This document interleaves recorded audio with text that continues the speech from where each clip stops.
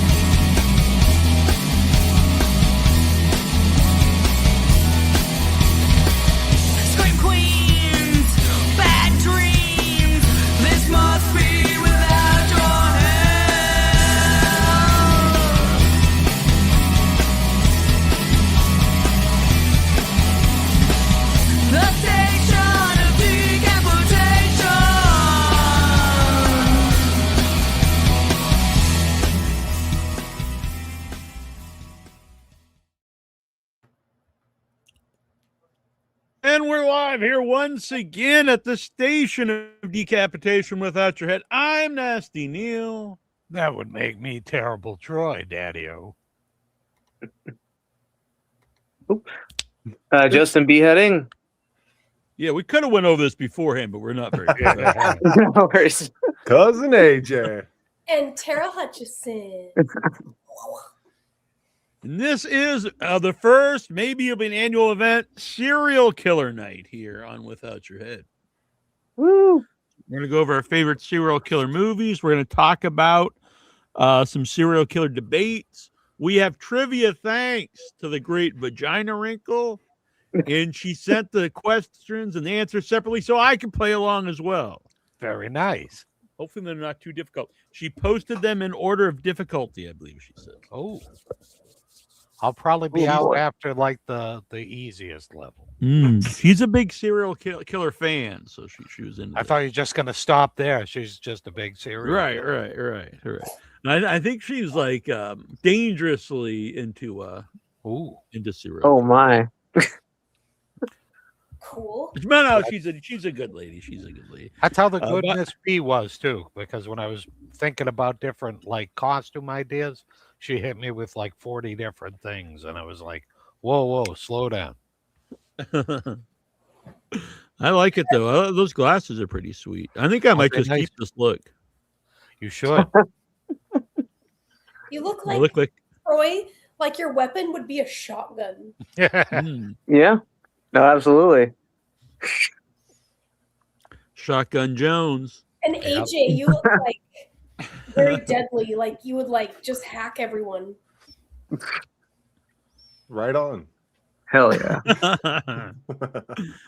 Yeah, so we got a full house here. Help us hit the like button, share this out, tell your friends, your enemies, and they'll become your friends. Leave comments, all that stuff. A little bit later, we will send out the link for some folks. Now, I have a list of 13, but I'm not sure how many people everyone brought. What is I can easily add 3 more to mine.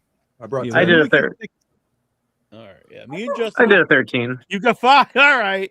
Yeah, I think we were doing 5, and then for some reason I think we decided on 10. I thought on our meeting, and then anyway. It doesn't matter. We'll all have a different amount of serial killer films. All right. And then Tara can just like make fun of ours after she runs out. I like this. Yeah. She's the detective. All the rest of us are all killers. Well, Justin, I don't know. He could go either way. Maybe. I'm just myself. Right. We'll keep a killer. And that's scary enough. Oh, that way, yeah.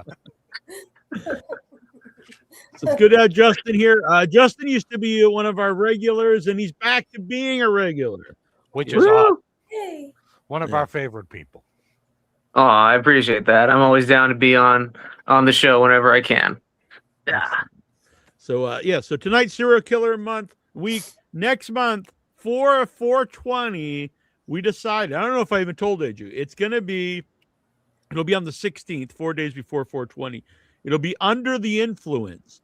In that show, we're going to talk about films that are horror movies that are about mind-altering substances. So it's not just pot movies. It expands it into mind-altering substances. I can easily make a top 13 of that. Oh, hell yeah. But tonight's serial killer. So 13, I'll start with 13. If anyone doesn't have a 13, that's fine. My number 13 is Ed Kemper, which came out a few years ago by Chad Farron, who's been on the show many times, with Brandon Kirk as Ed Kemper. And I was really happy they made an Ed Kemper movie because I find him very interesting. And I know Detective Hutchison said not to like romanticize serial killers, but I may or may not have reached out to try to get the real life Ed Kemper on the show. It didn't. Are you serious? Yeah, there's been 2 serial killers I've tried to get on the podcast, Ed Kemper, and the other one you can argue if he's a serial killer or not, but Charles Manson.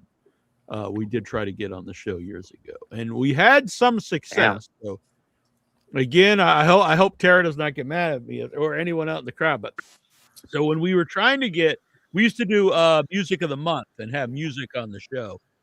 And so I reached out to the Charles Manson people. We had people back then. And they gave us a blessing to use Charles Manson music on the show. And we tried to get a Charles Manson interview. It did not happen. I don't know if I should say sadly. But then when I went out to L.A. at the Museum of Death, they actually recognized me because of us playing Charles Manson music on the show. So that made me very proud, but also a little weirded out. And another thing, I should have brought these down. Upstairs, I have pamphlets that the Manson folks sent me of his writings that he wrote while he was in prison. And I have those upstairs. Now, by Charles Manson songs, are you talking about the Beach Boys? Well, it's like, so some of his music is from that era, and then some of it he wrote in prison. Oh. And I'll be honest, all joking aside, some of it's very good. They have good instruments in there. Yeah. No, he's maybe if he went down a different path, things would have been different for Mr. Manson, but yeah, like maybe if his mother hadn't named him Nobody. Yes, yeah. Even the song people make fun of, Garbage Dump, when he explains what it meant, was good. But again, we're not here to Ed Kemper, and the thing about Ed Kemper is that's really interesting too, is he went on to read audiobooks, the actual guy. Right.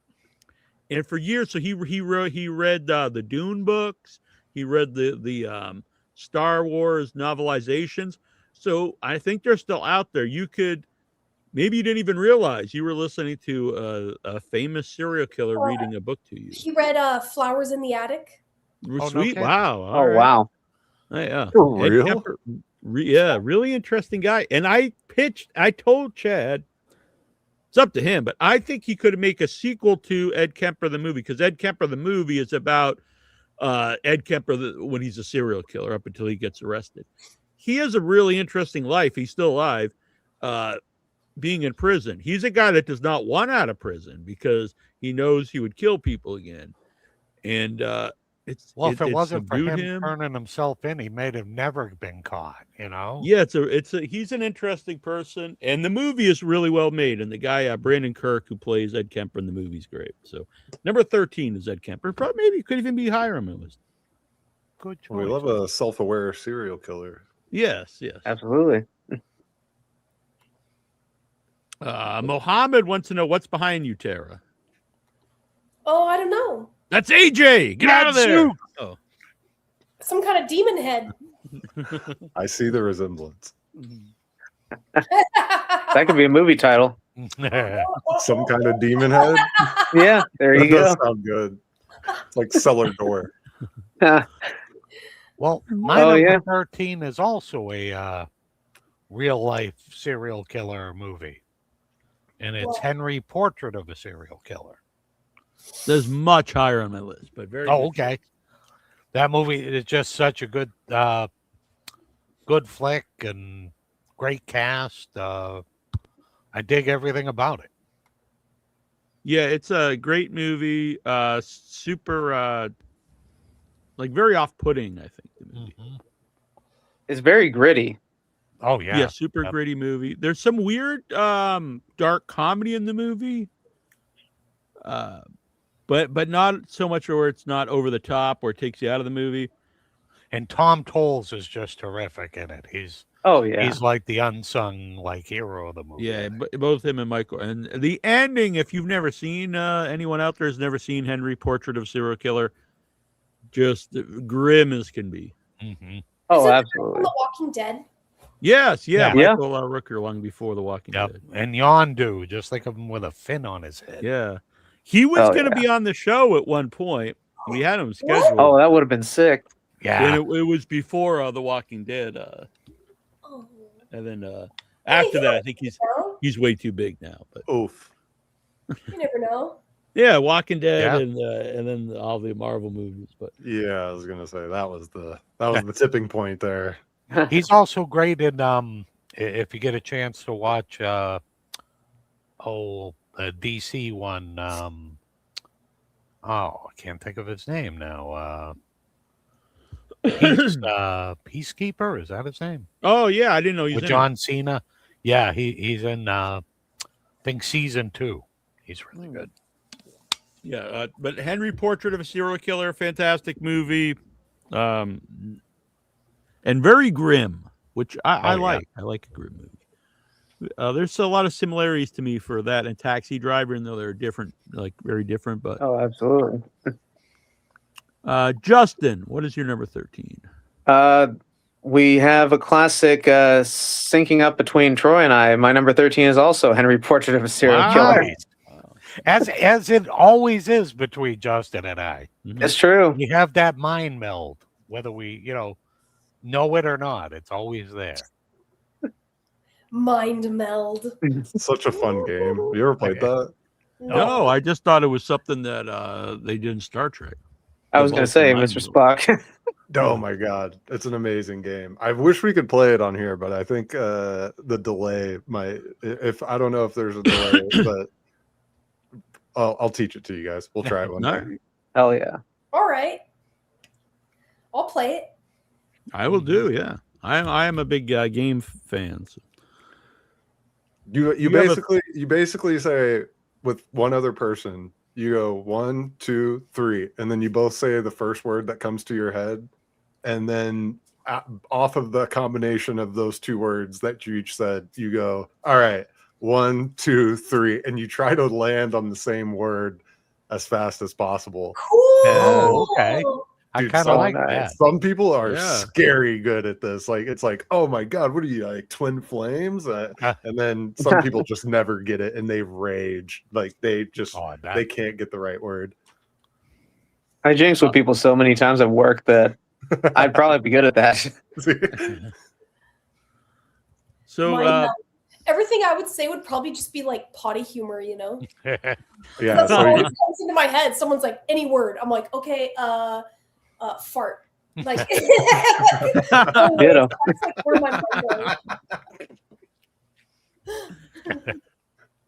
over on which I'm gonna start paying more attention to over on the Instagram because it's a pop up over here. We got a bunch of folks watching, and Joey's big reveal says my uncle's record shop, the REVCT, carries a special pressing of Charles Manson's folk music. Wow.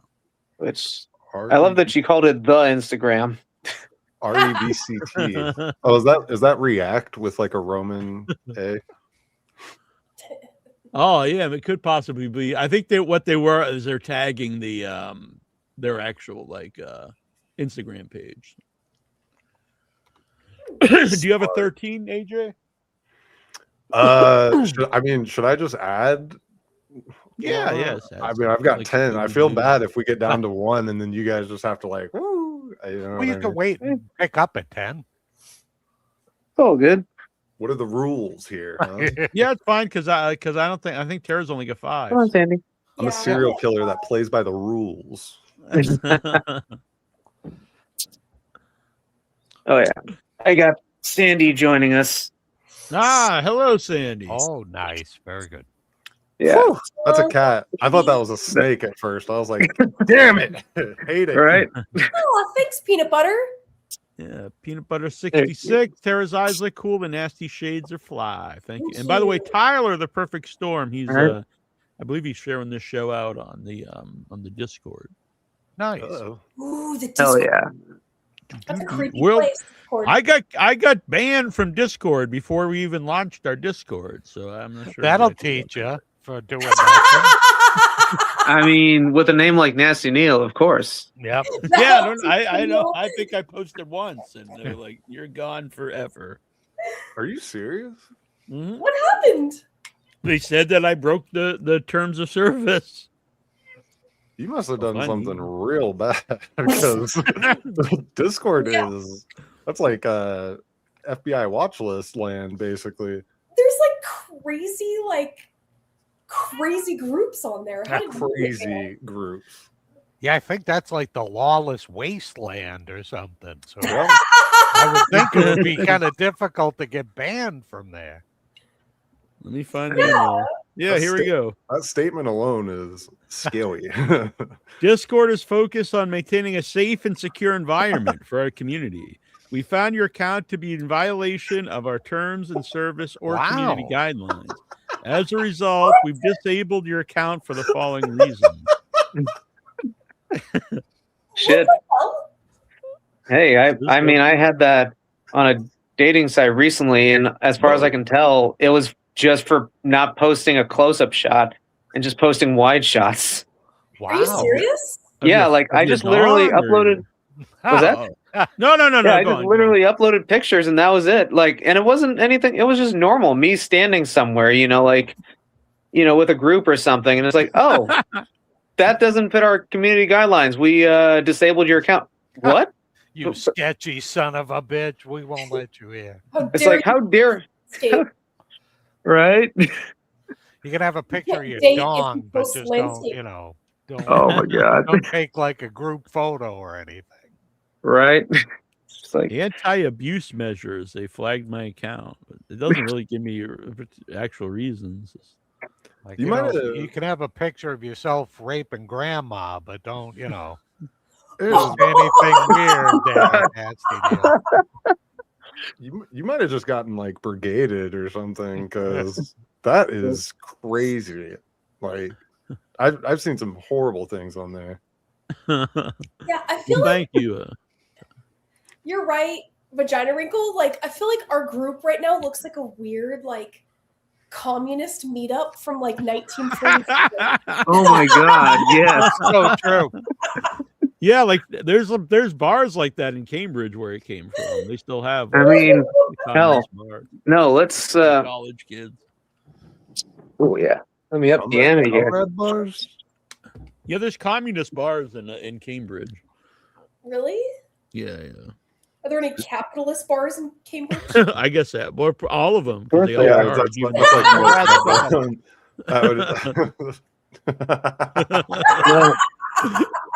No. If we want to take the. I should just go in, be like an order a drink, and then when they try to charge me, I'm like, wait a minute. Yeah, what is this? I thought we share. Comrades. We'll take the time. Yeah. Hey, there we go. It's gonna Oh, yeah. Oh, yeah. nice. Yes, Justin. be. You gotta put Mhm. Sure. you gotta put your microphone inside of it though. Right? Oh god, yeah, that's true. I didn't even think about that. No wonder I can't understand Dr. Midnight whenever he talks to me.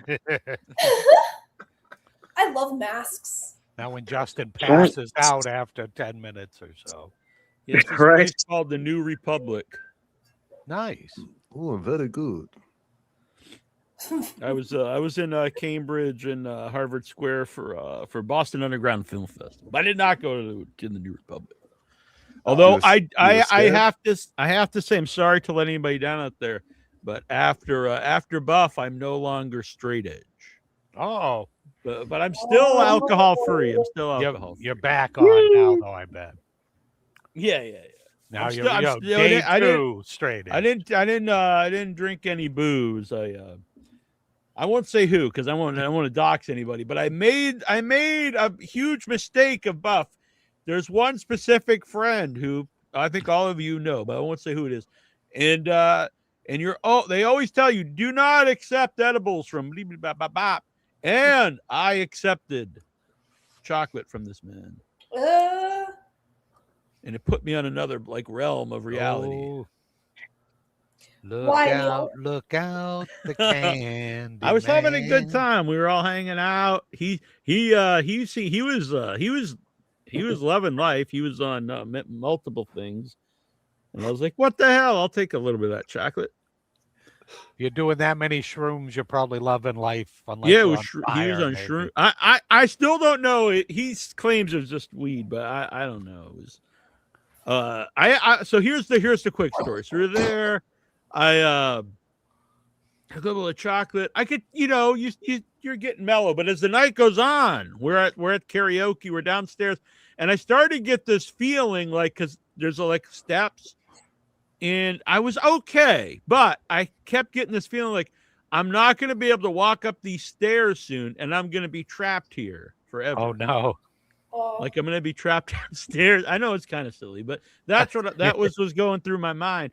And Go so my on. other friend, who maybe I don't want to dox either, my friend that was there, I was like, he was like in a catatonic state. Like he was just standing there. Oh my God. And so I was like, I think we should I think we should go back. And so we went back to, I was staying with him. So we went to his place. About 4:30 in the morning, I'm sleeping. I hear in the hallway, Neal, very loud. Are you awake? Sounded Like, I very don't much think like those Sky were Eleanor. Cadbury's, Neil. And so I go out into the hallway, and I was in my, I don't know, I think this one of these flannel shirts, but I was just wearing my long johns, like the old stool, like waffle long johns. Yeah. With a flap was- in the back and stuff. That'd be Yeah, with awesome. the butt flap. Not the butt flap, but yeah, I actually wear old school long johns, but they're black. Early They're black ones. 1900s long john. Yeah, exactly. But I wear black ones because I'm cool. Oh. And So long johns, And- not pantaloons. exactly. And so he's super wide-eyed and he's talking overly loud. It sounds exactly like Sky Elebar. Shout out to Sky Elebar. And he just goes, he's like, Neal, let's make a bro pact, which I'd never heard that term before, bro pact. Let's make a bro pact to never get this high again. And I was like, all right. And he put his fist out. He's like, we got a fist bump on it. And so I fist bumped. And in my head, like, so I was high as fuck, I'll be honest. But I still had my bearings. I still like, it was almost like I'm back here, but my body's up here. And so I'm like, almost like I'm watching a movie of myself. And I could realize that this is like really absurd and I need to remember this. But I couldn't do too much. I couldn't I wouldn't have laughed at him anyway, but I just agreed and fist bumped it. And then the next day, this is why every once in a while I'd have I'd start like almost tripping for like 30 seconds. And I don't think you do that just on weed. I don't think the next day you have like a flashback high throughout the day so I don't know what the hell he gave me. You did a double backflip off the wagon. That's Yeah. sick. Oh, But I had a good time. The moral of the story was a good Oh, time. yeah, I bet. I had fun. I didn't get to sing is the only thing. That's when you sing the best. Everybody knows I that. wish I would have sang. But overall, it was. Then I did ask a few people. I was like, I knew it wasn't embarrassing last night, and they're like, "You were like, no, you were totally fine." I was like, "Oh, oh man. I'm sorry to disappoint you, Tara." I feel like if those were edibles, you would have been not okay. Like you would have been. Yeah, would have. alarmingly not okay. Probably. Yeah, like you would have had a proverbial turtle shell and you would have shrunk into it and not have spoken a word. You would have been so terrified and scared. I think you got the good stuff, buddy. Yeah, I mean, it was if we weren't downstairs, I don't think I would have had any issue at all, to be honest. Being trapped. Yeah, when we were walking around the city, it was pretty good time. Yeah, it was still fun downstairs, but I the only thing was I did have this. Plus, when I saw my friend and he literally was just standing there like in like a catatonic, like he was in a coma. I was like, like a standing coma. I'm like, I think we should get him out of here. Don't feel bad, Neil.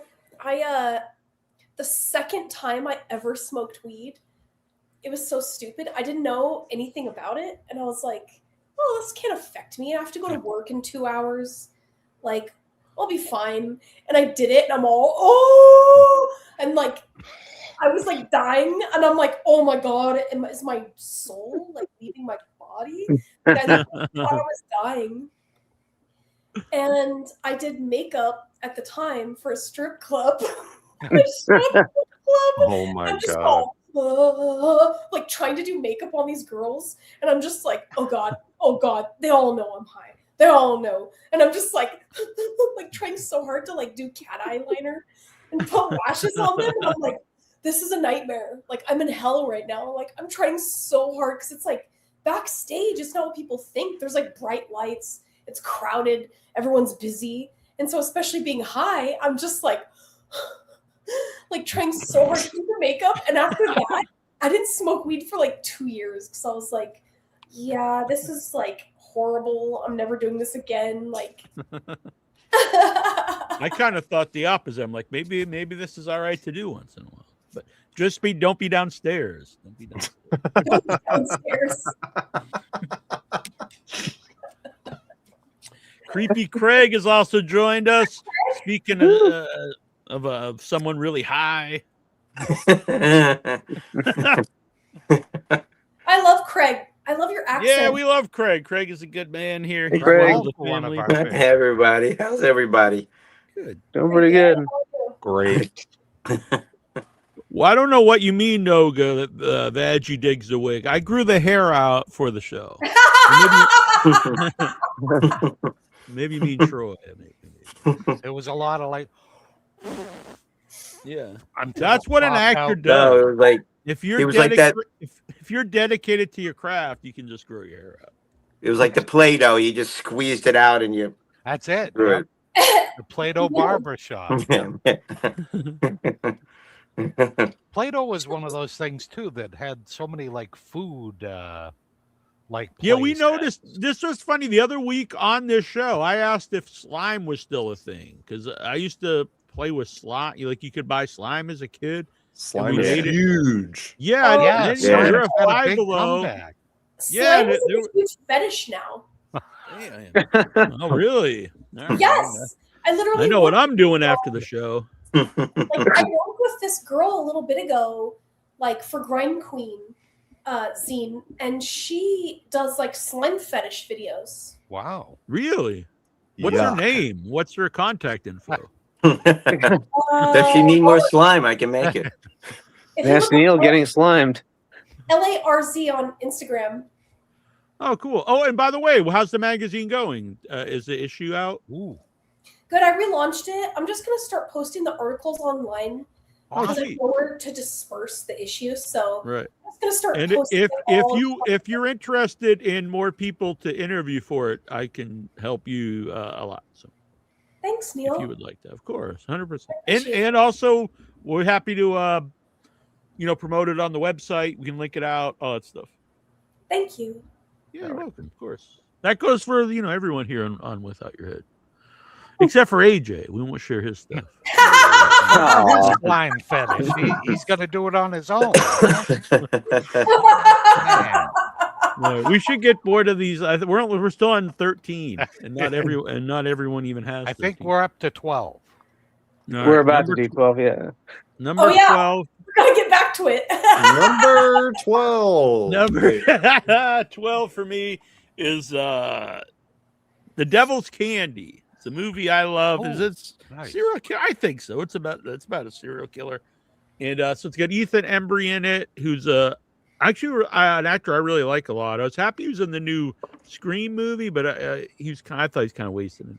But the guy who plays the villain, Pruitt Taylor Vince, is fantastic. He plays a horrendous guy, a child predator, but he does such a good job of making you feel sympathy for him, which is really hard when you're playing such a vile character. And this was my favorite movie when it came out that year. It was, I don't know what year it came out, over 10 years ago, I think. But The Devil's Candy, not really well known. I highly recommend it. I would say, an underappreciated gem. So check it out, The Devil's Candy. I'm definitely It's down with not that. a feel-good movie. Damn. That's what I want with my serial killer movies, though. Yeah, with the Yeah. feel-good serial killer movie. Wait, he's in the new Scream or Scream 6? No, he's in the new one, Oh. Scream 7 or whatever it is. Ethan Embry. Ooh. Which, by the way, did everybody absolutely hate that movie, just like everyone else online? I I didn't thought see it it. really sucked. I Yeah, haven't I seen love it The either. Bride, who most people hated. So I'm always going to be honest. I love The Bride. A lot of hate for The Bride. I went to see Scream 7. I'm not a huge Scream fan. I don't really hate them or nothing, but that movie was really bad. The AI subplot I thought was really atrocious. I really only think the first Scream is actually good, I would and agree. the rest of True. them are kind of like parodies, like self, maybe not self-aware, but it's like they're weird parodies of the first one, and I didn't think that 7 was that much worse than like 2 or 3 or 4. Or I thought what made it worse for me was the AI stuff, because it was like it was done so poorly, and it was like, to me, so obvious, like, let's bring back Matthew Lillard, but like, how? Oh, this just some random dude made an AI of him, and he made an AI of him of what he would look like if he was still alive.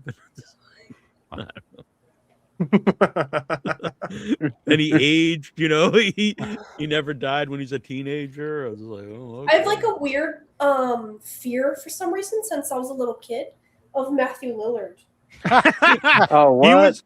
He was almost in the Once and Future Smash. He was the guy that we Michael and I tried to get to play the big part at the end. Oh, not a big part, but a pretty big part. I don't know if it would have been. I don't know. It makes the movie completely different because we had like a plan B. I don't want to spoil it if no one's seen the Once and Future Smash, but That's so I funny. mean, either way, Matthew Lillard I'll is spoil Scream treasure. 7 that just came out, but fuck it, I'm not spoiling. Once and Future Smash. He's the all-time great, like, live-action Shaggy, though. Oh, He's the yes. absolute greatest. When Hey, I used to But see him real quick before, I'm sorry, Tara. One last thing, and then I'm sorry. I don't want to cut you off. Okay, we have time. One more spoiler. The thing with the Scream movies for me, I agree with the first one's actually it's original, even though I do think Fright Night really kind of originated that idea of the people in the movie knowing the rules, but they did it with slasher films for Scream, but still a good movie. After that, the next couple, like, okay, the big payoff is someone, after a while, they're like, oh, the killers, is the aunt of some guy in part 3. It's like, who the fuck is this? And then in this last one, She was from Roseanne. Yeah, exactly. oh yeah, part 2. The killer in this new one, I was like, I honestly had no idea who it was. I was like, who is this? Yeah, they kind of went a new route. Well, that's kind of what happened with Saw too, like where Well, Saw, it's like you have to like take like a college course every time you watch a new Saw movie.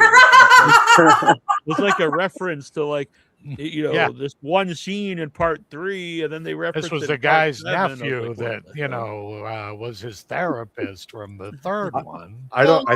I think it was Saw 6. Or I was in the theater with a bunch of friends, and then we left, and I was like, dude, that was crazy, right? It was basically, you denied my insurance claim. I want to play a game. You know what?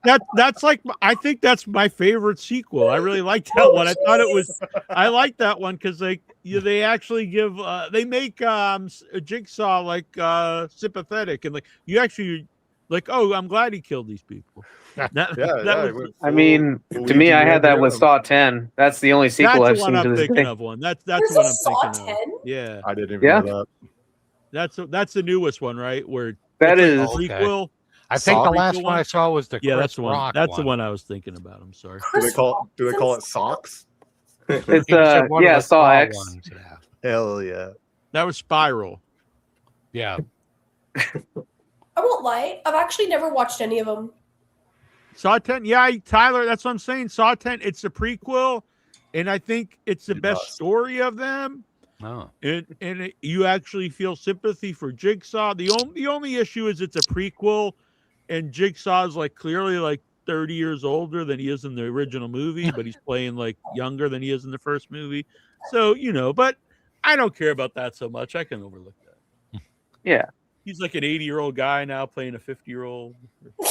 But whatever. To be fair, he always looked 80. He did. You're not wrong. Yeah. That was my first celebrity I ever saw when I moved to LA. He was Really? Oh, nice. Yeah, he was taking photos with just one person downtown, and I was at a red light, and I was like, "That Jigsaw?" And everyone's like, "Yeah, dude, who cares?" And I was like, "Oh my god, sorry, I just moved here." I ever saw when I lived in LA was Justin Long, and I thought he was a homeless man. Aw. It was like he was like standing outside of my apartment building. Like I lived on like 7th and Flower, if you know where that is, Yeah, in like those older apartments, and scary part of just town. like standing outside of the door, like waiting for someone. And he had like a beard at the time. And for some reason, I thought I was homeless. And I walked out, and I'm all, and I was all, and like looked at him, and he was all, and like got really self conscious. And I was like, oh God. And then like I walked away, and I was like, that's the scariest homeless man I've ever seen. And Larry's like, too long, and I was all,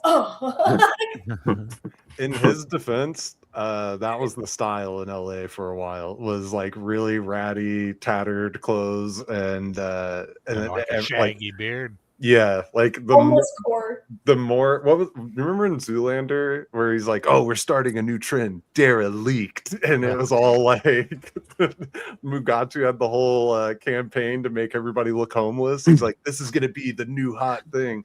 That actually happened in LA. God. Ahead of its time. It's so ahead of its time. I try and tell people how ahead of its time Zoolander was, and they laugh at me for some reason. I need to rewatch it. It's been about 20 years since I've last seen it, maybe more. I mean, I've actually never the watched main plot is MK Ultra assassination. I mean, it's like, hello, what this is? How's this such a smart movie? Right? That's the last time I'll ever say that. By the way, Well, now you make me want to watch it. yeah, it's Yeah. good. Oh, You it's never great. seen it? It's hysterical. I've seen it maybe 40 times. Wow. 40? I had it on VHS. I had the soundtrack. Hey, if you guys like it though, I don't know. It might be pretty good. Yeah, that's what Yeah. I'm saying. I need to recheck it out. All right, what's your number 12, Justin? My number 12 is Zodiac. Nice. Good choice. Yeah, it was hard to find a spot to put Zodiac on here since I have, of course, another Fincher film that we'll get to eventually. But it's just a great, well-made serial killer film. Just came out at the right time in the summer of 2007, and unfortunately flopped when it came out. But that's par for the course with David Fincher, unfortunately. Yeah, I think it's actually playing at the Coolidge soon, or had just played for midnight showing. Oh, wow. Nice. That movie That's the flopped. one I want to revisit because It did, a lot yeah. of people lately told me how good it is. It is really good. It is. You know, one thing that was tough for me, has everybody seen it? Yeah, Oh, yeah. I have. I don't know. No. Tara hasn't. Oh, okay. I haven't seen it. Yeah, I was gonna say a spoiler, but It's about a serial killer, I would guess. So, Yeah, something the happened. Zodiac killer. well, Yeah. so the guy, yeah, never mind. The number, who else got his number 12? Let's go. Troy, you're number 12. All right, my number 12, a cool German movie that I remember the first time I saw it, it just kind of blew my mind, is Funny Games. Which, Oh, actually, I thought you were being very old. oh, movie. that one much higher on my list, nasty one. But Funny Games, which is also like one of my favorite like home invasion movies too. Huh. The American remake is actually really good. It's pretty much the same. It's like shot for shot almost. Yeah. Yep. Yeah, it's kind of like when we talk about Let the Right One In, that kind of thing. You know, like it's very similar. But this one's just like a little tweaky because they break the fourth wall and stuff. And but I just love the idea, like these two like just sweet, lovable teenagers that come in and just like kill your family, like when you invite them in, and just a really disturbing movie. I think Funny Games did like what The Strangers was trying to do. Like the original, which I think that was fine, but like Funny Games was really unnerving. And just, like if you're in that situation, which I feel like a lot of people are, it was I don't know, it was just weird. There's like nothing you could do about it. Yeah, the idea like for this Strangers is there is no motive, it just is.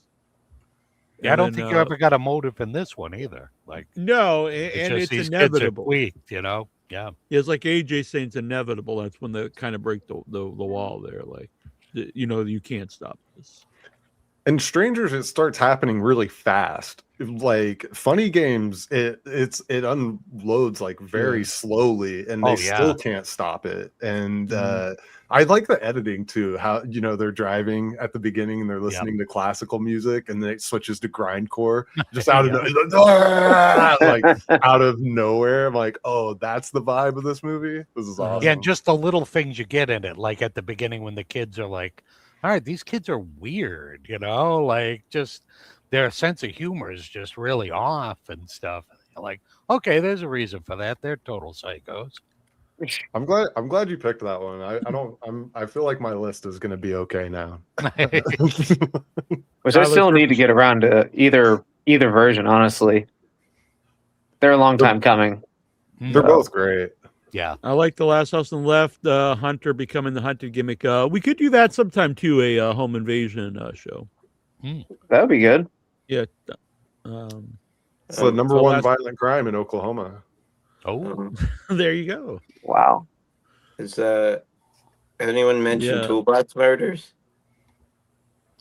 No. I still need to see either version of that one, actually.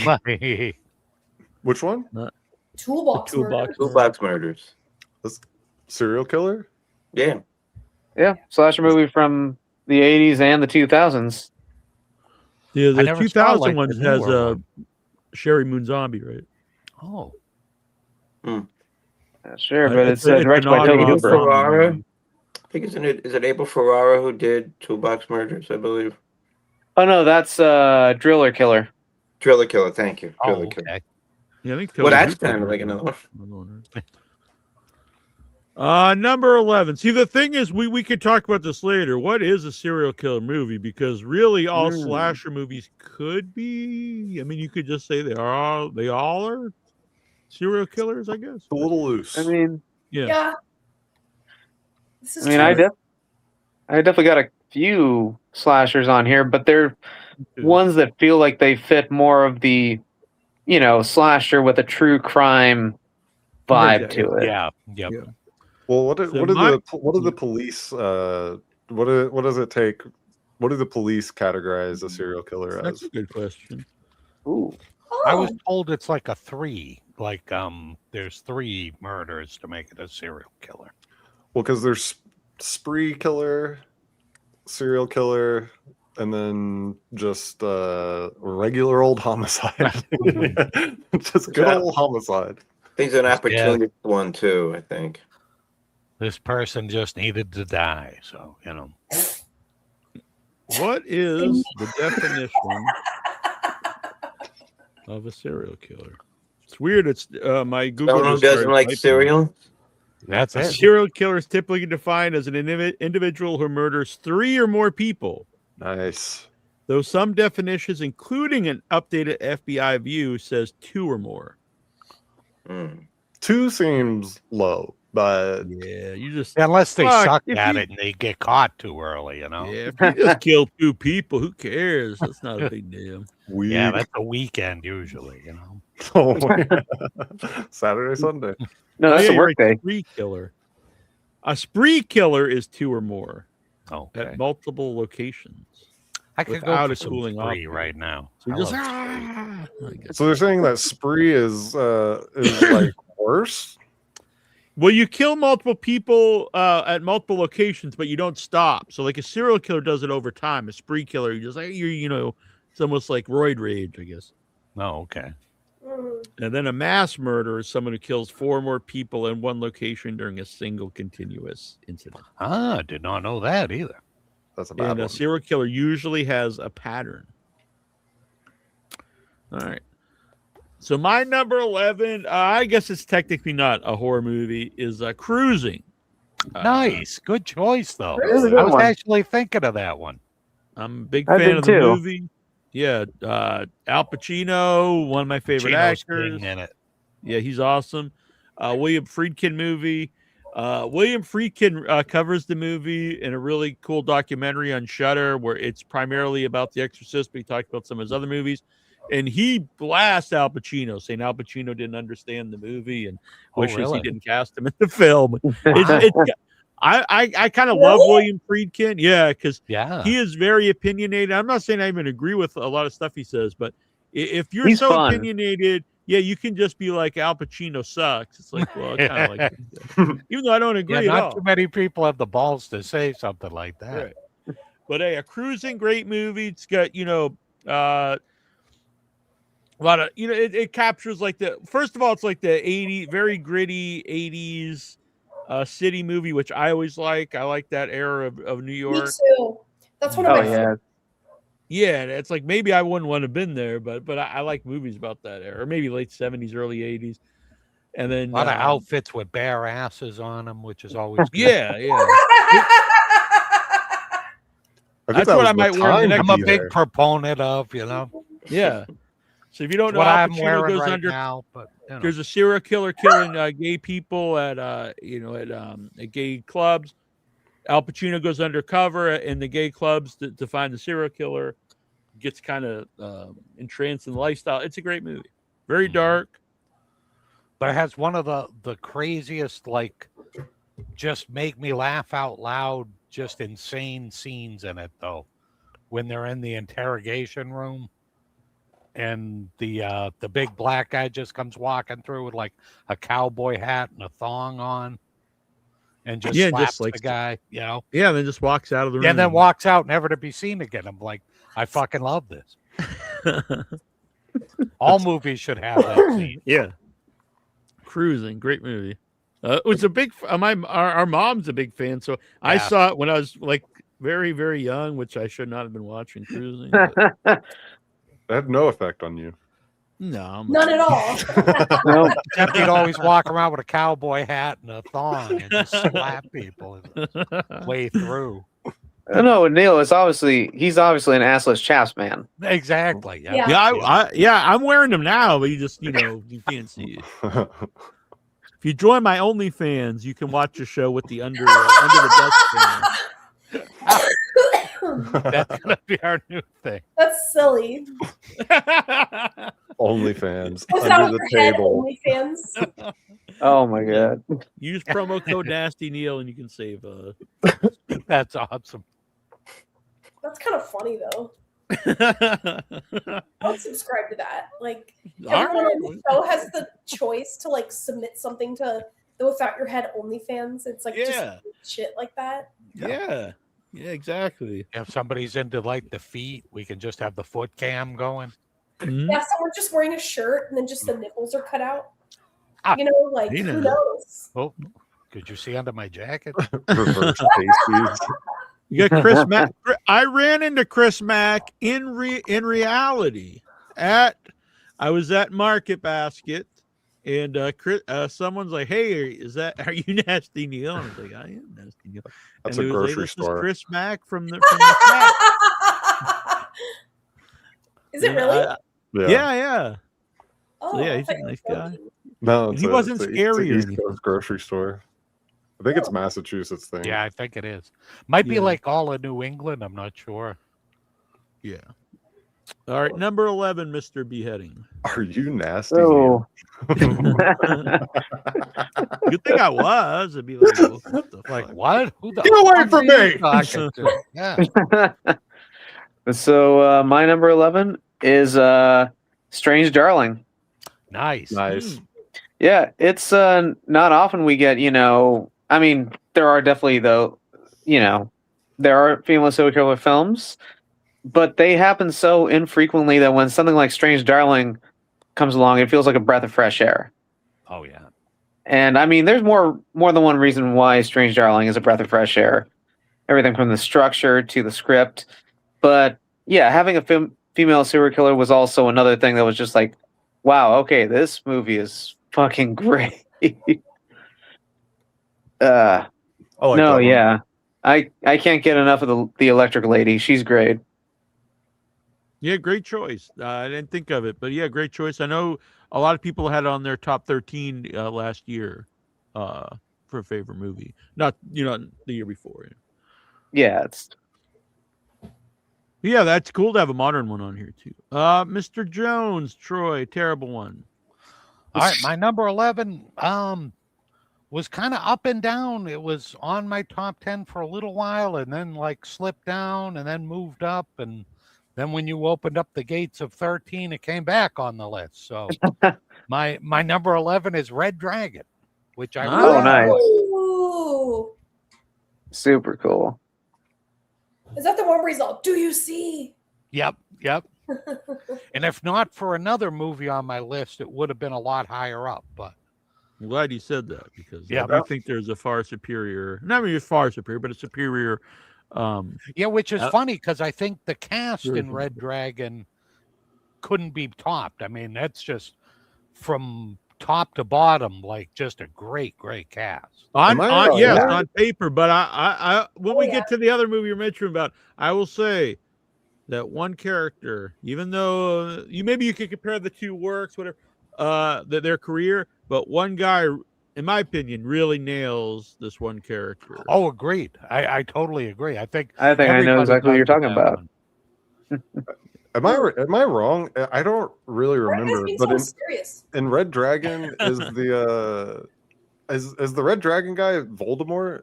Yeah. Yep. Ralph Fiennes. Is that who you were talking about? Oh yeah, yep.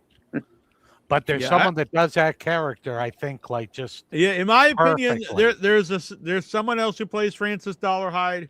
I think he's cast better for the Oh, role, and I man. think Mhm. I think he actually understands the role better.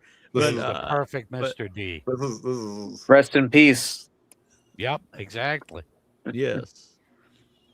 Well, we can talk about it right now if you want. Yeah. Well, we're Red on the- Dragon, let's keep really going. good movie. All right, we'll Like, keep going. Number 10. Red Dragon. Was anything else you want to say about Red Dragon? There's some great scenes in the movie, and great cast. Yeah. The guy gets burned up. What's his name?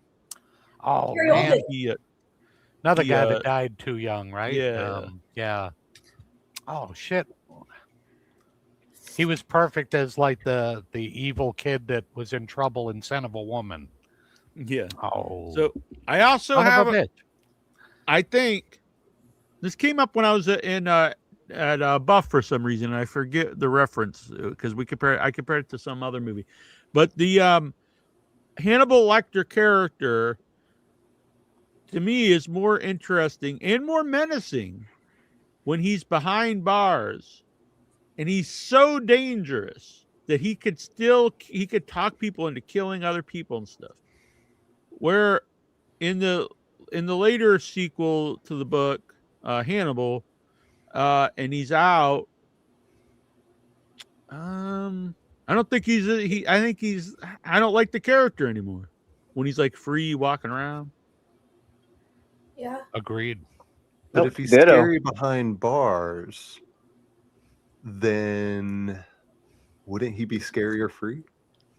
In theory, Yeah. but in the book and the movie version, like he's almost like I think the author falls in love with Hannibal, and then they make Oh, him like a superhero.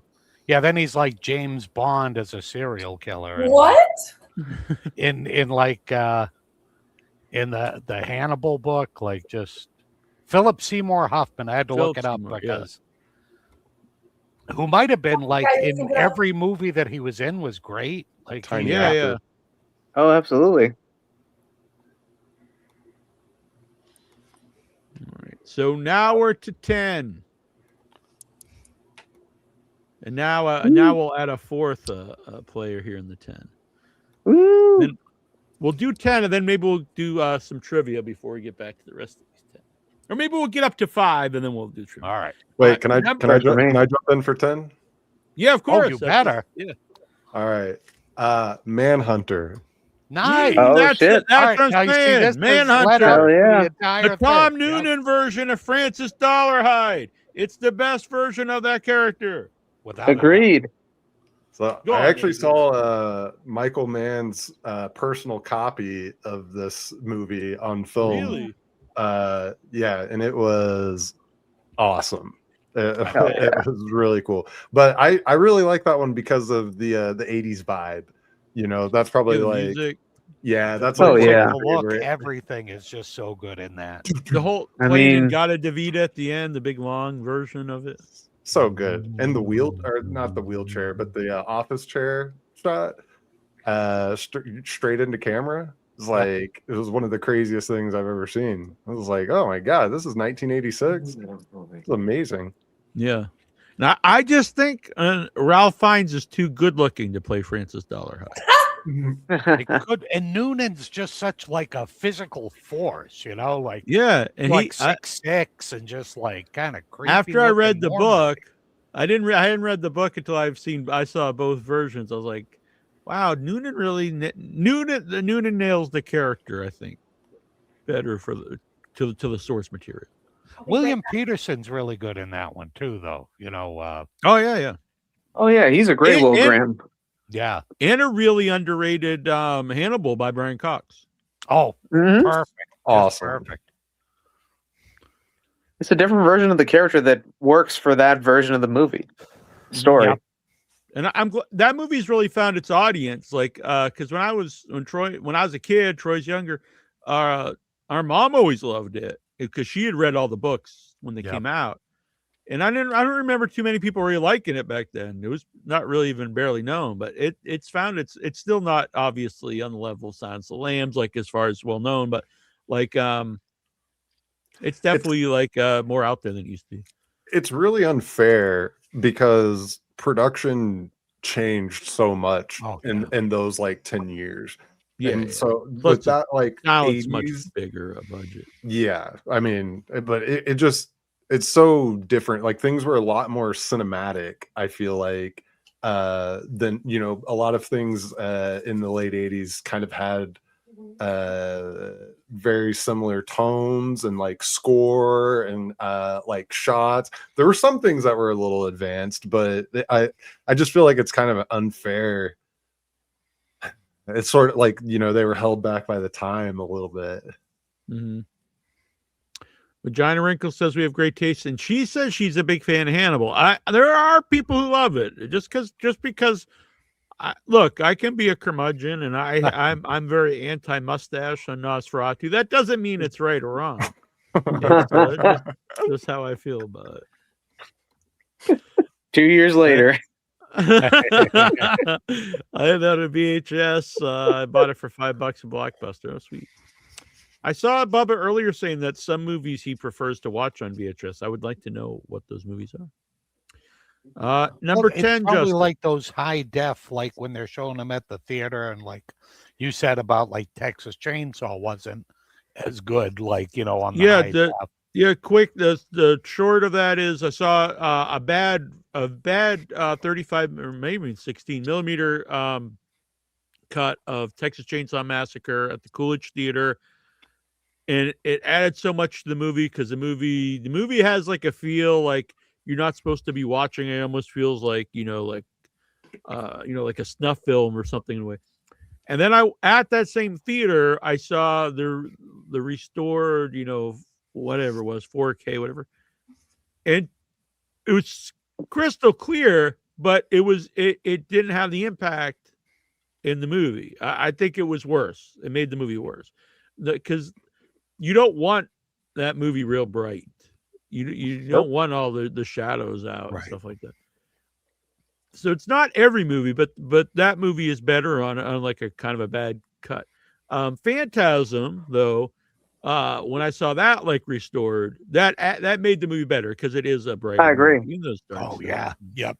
And like when you see like the ball flying, and it's like crystal clear, and like see it sheen, and it just looks so awesome. It's just amazing.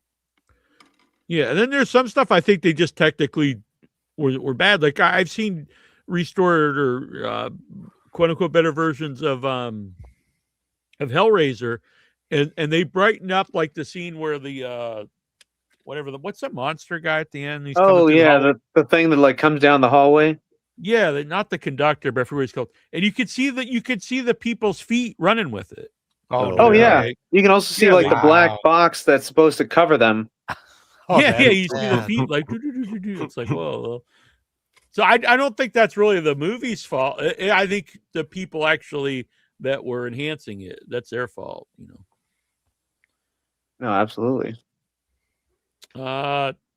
Sorry for that big sorry about that. Number no worries. Keeps trying to escape the house because she's in heat. Okay. She's being a dirty little neighborhood whore.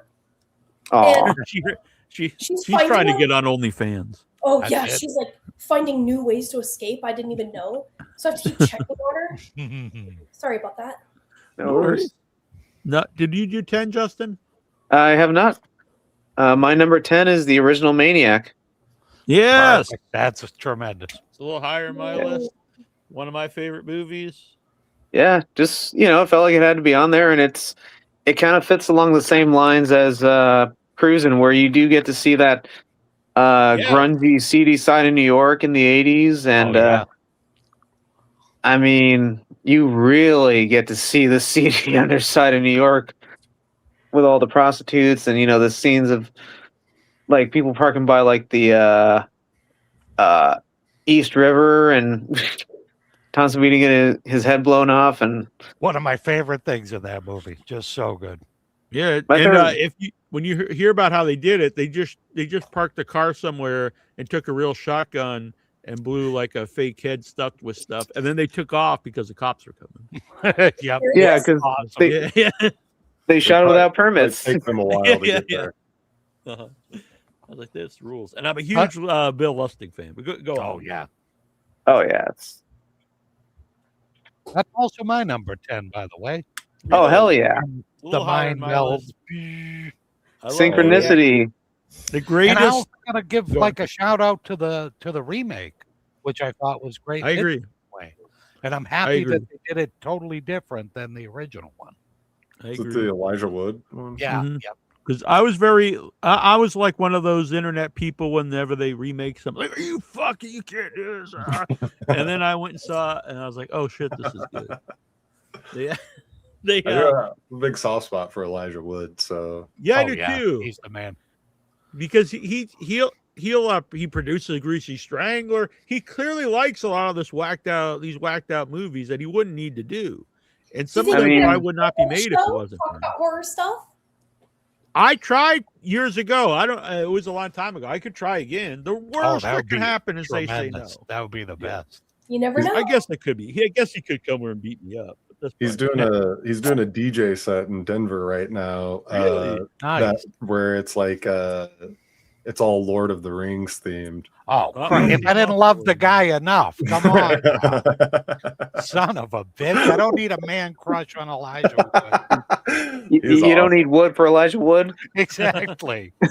Or I didn't think I did. Now maybe Great pick though, and I remember seeing it in the drive-in when I was, I don't know, very little, 5 or 6. I don't know. It's very young. Yeah, you were just a wee lad. Yeah, and I remember when they come back from the dead. I don't even know if that is it really happening as a dream. I don't know, but that was the part that really messed with me as a 7-year-old. But and the scalping scenes are so great in that. Yeah. Oh yeah, that is one thing that's not great in the remake.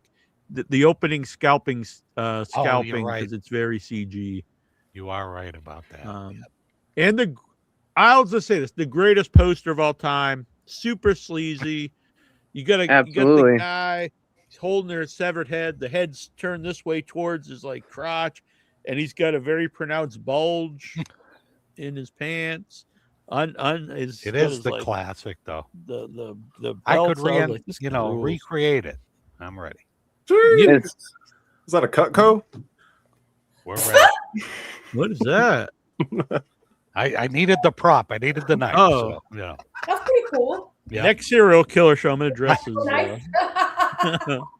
Which Joe My Spinell. favorite barbecue knife right here. By the way, Joe Spinell. So Debbie Rashawn, when we were making the, I almost said once, it wasn't once a feature smash. When we were making Our Man Funk, she gave me advice to Spinell it.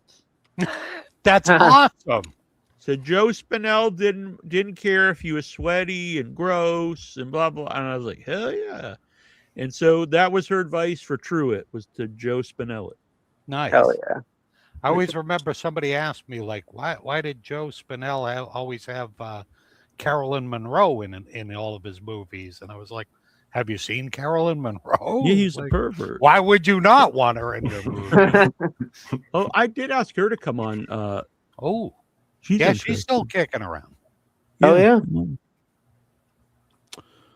All right, number 10. Was there anything else? I'm sorry if I overtalk people. I get excited sometimes. Son of Oh, good. Oh, I just want to say with Maniac, Ibon Press did a comic book of comic book of Maniac, a bit of an expansion. Yeah, unfortunately they're no longer around. They were part of Rotten Cotton, but yeah, they did some cool stuff, because then they also did, what was it, Day of the Dead comic? Or maybe they were going to, but I'm not sure. Because it was the guy that we had on the show. He was going to be part of it somehow, Oh. but yeah, they did the Maniac comics. And Bill Lustig has been on multiple times. I'm a big fan. He did a really cool interview with AJ and I about Uncle Sam, which is Yeah, he was an awesome. underrated movie, I think. He also talked about what movie did he lose to Tarantino? Oh yeah, shit. What was that?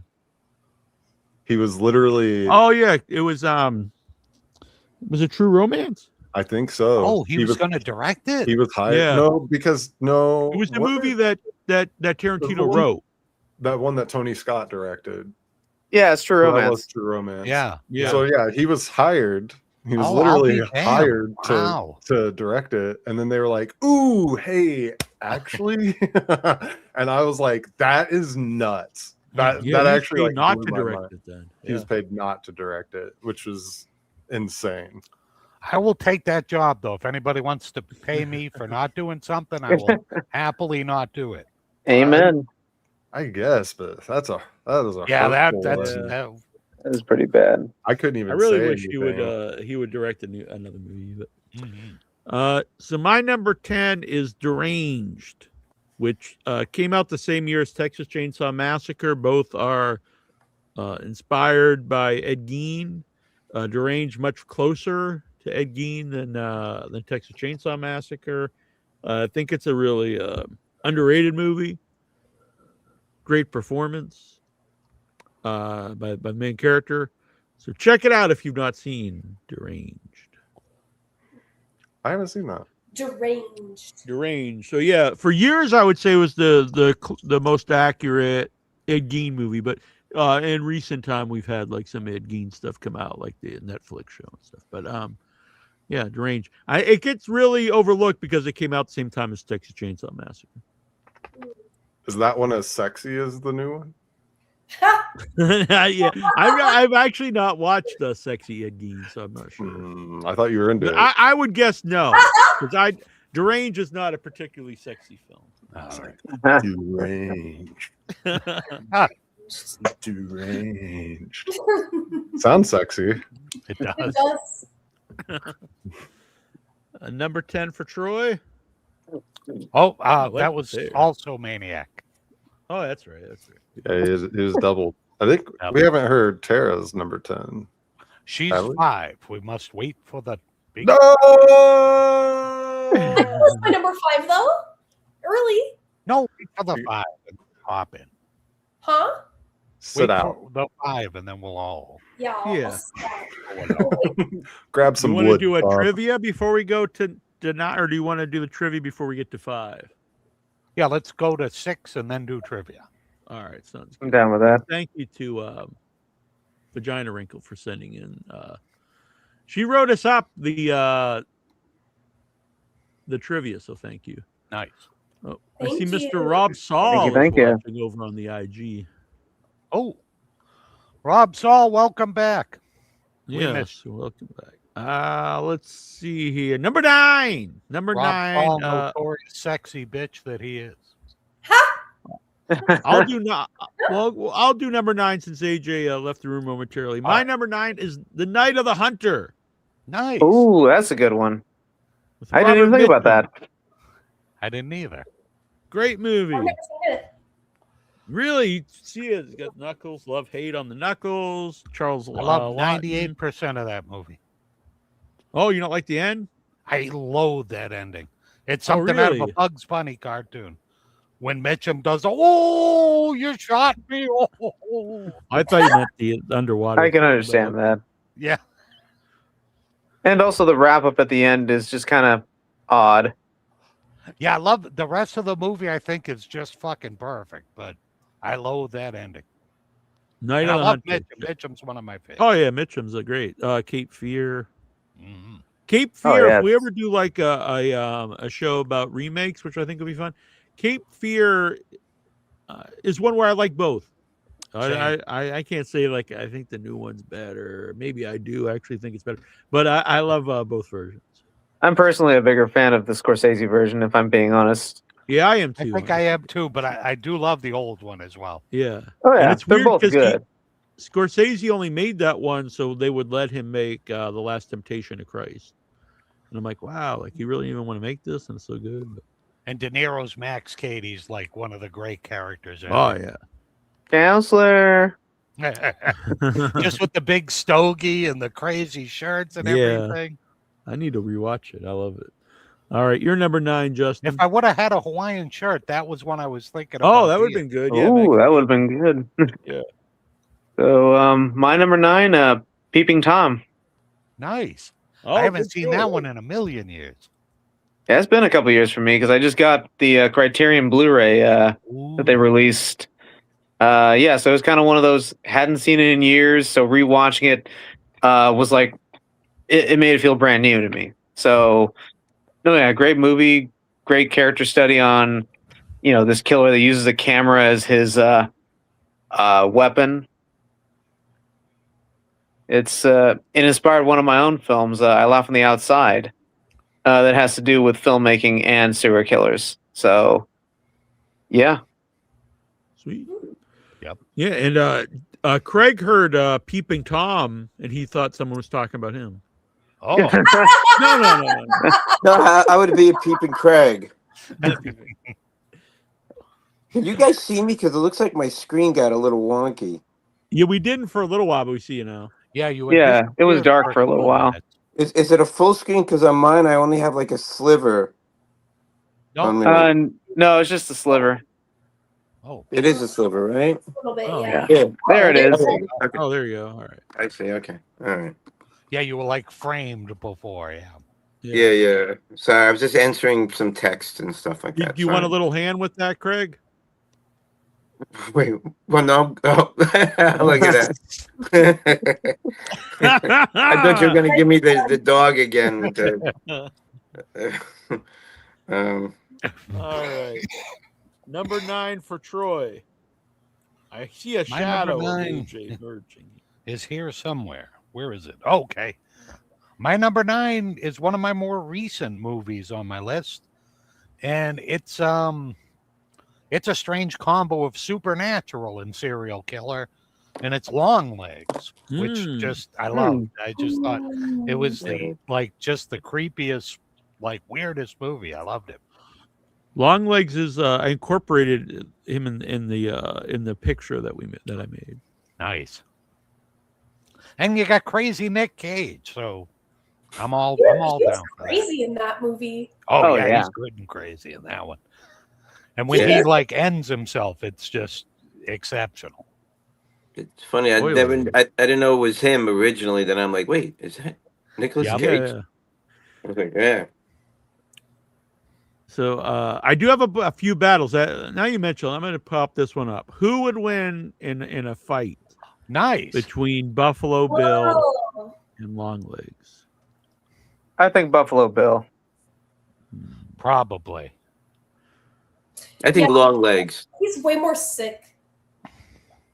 Longlegs is like he's like supernatural, but at the same time he's like pretty frail, I think. So Yeah, it's Buffalo Yeah, Bill. I think if he had time to prepare, if he showed up at the house and like, brought along some goodies and stuff, all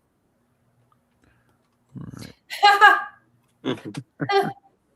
Sorry, Number that's 9 for AJ.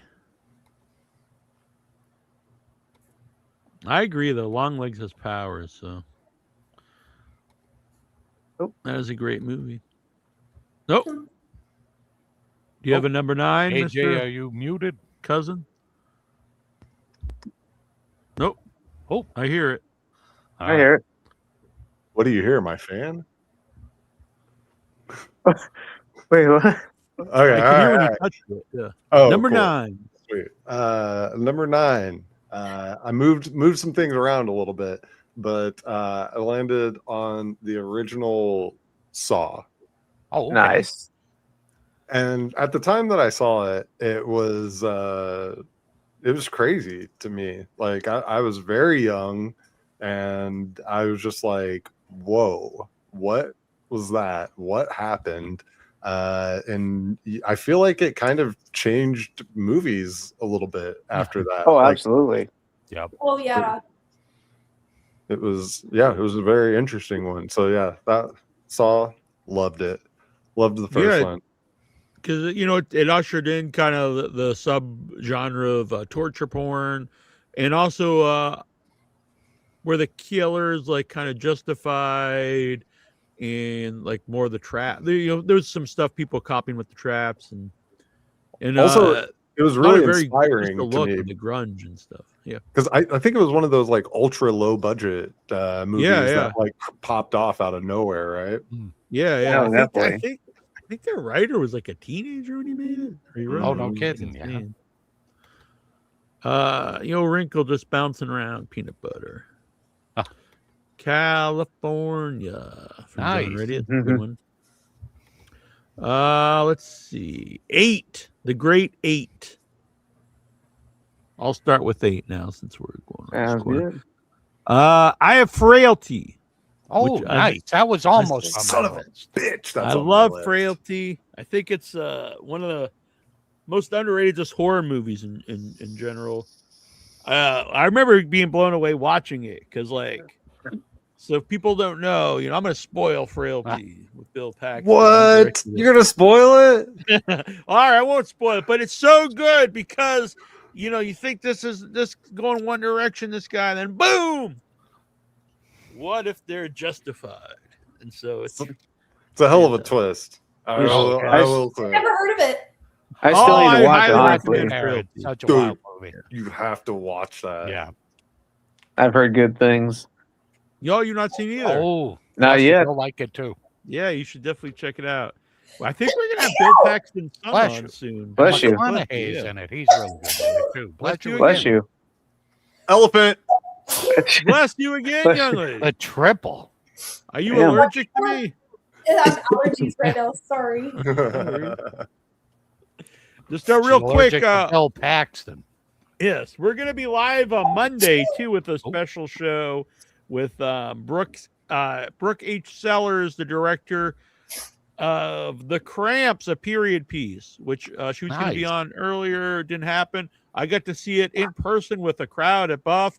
It was friggin' amazing watching with the crowd. So I love the movie poster. The movie poster's so great. And it's called The Cramps. The Cramps, a period piece. Yeah. like the band. Yeah, I was gonna Yeah. say. 6. Yes, we did it. You broke the record, Tara. Congratulations. Thank you. Thank you so much, everyone. Thank you.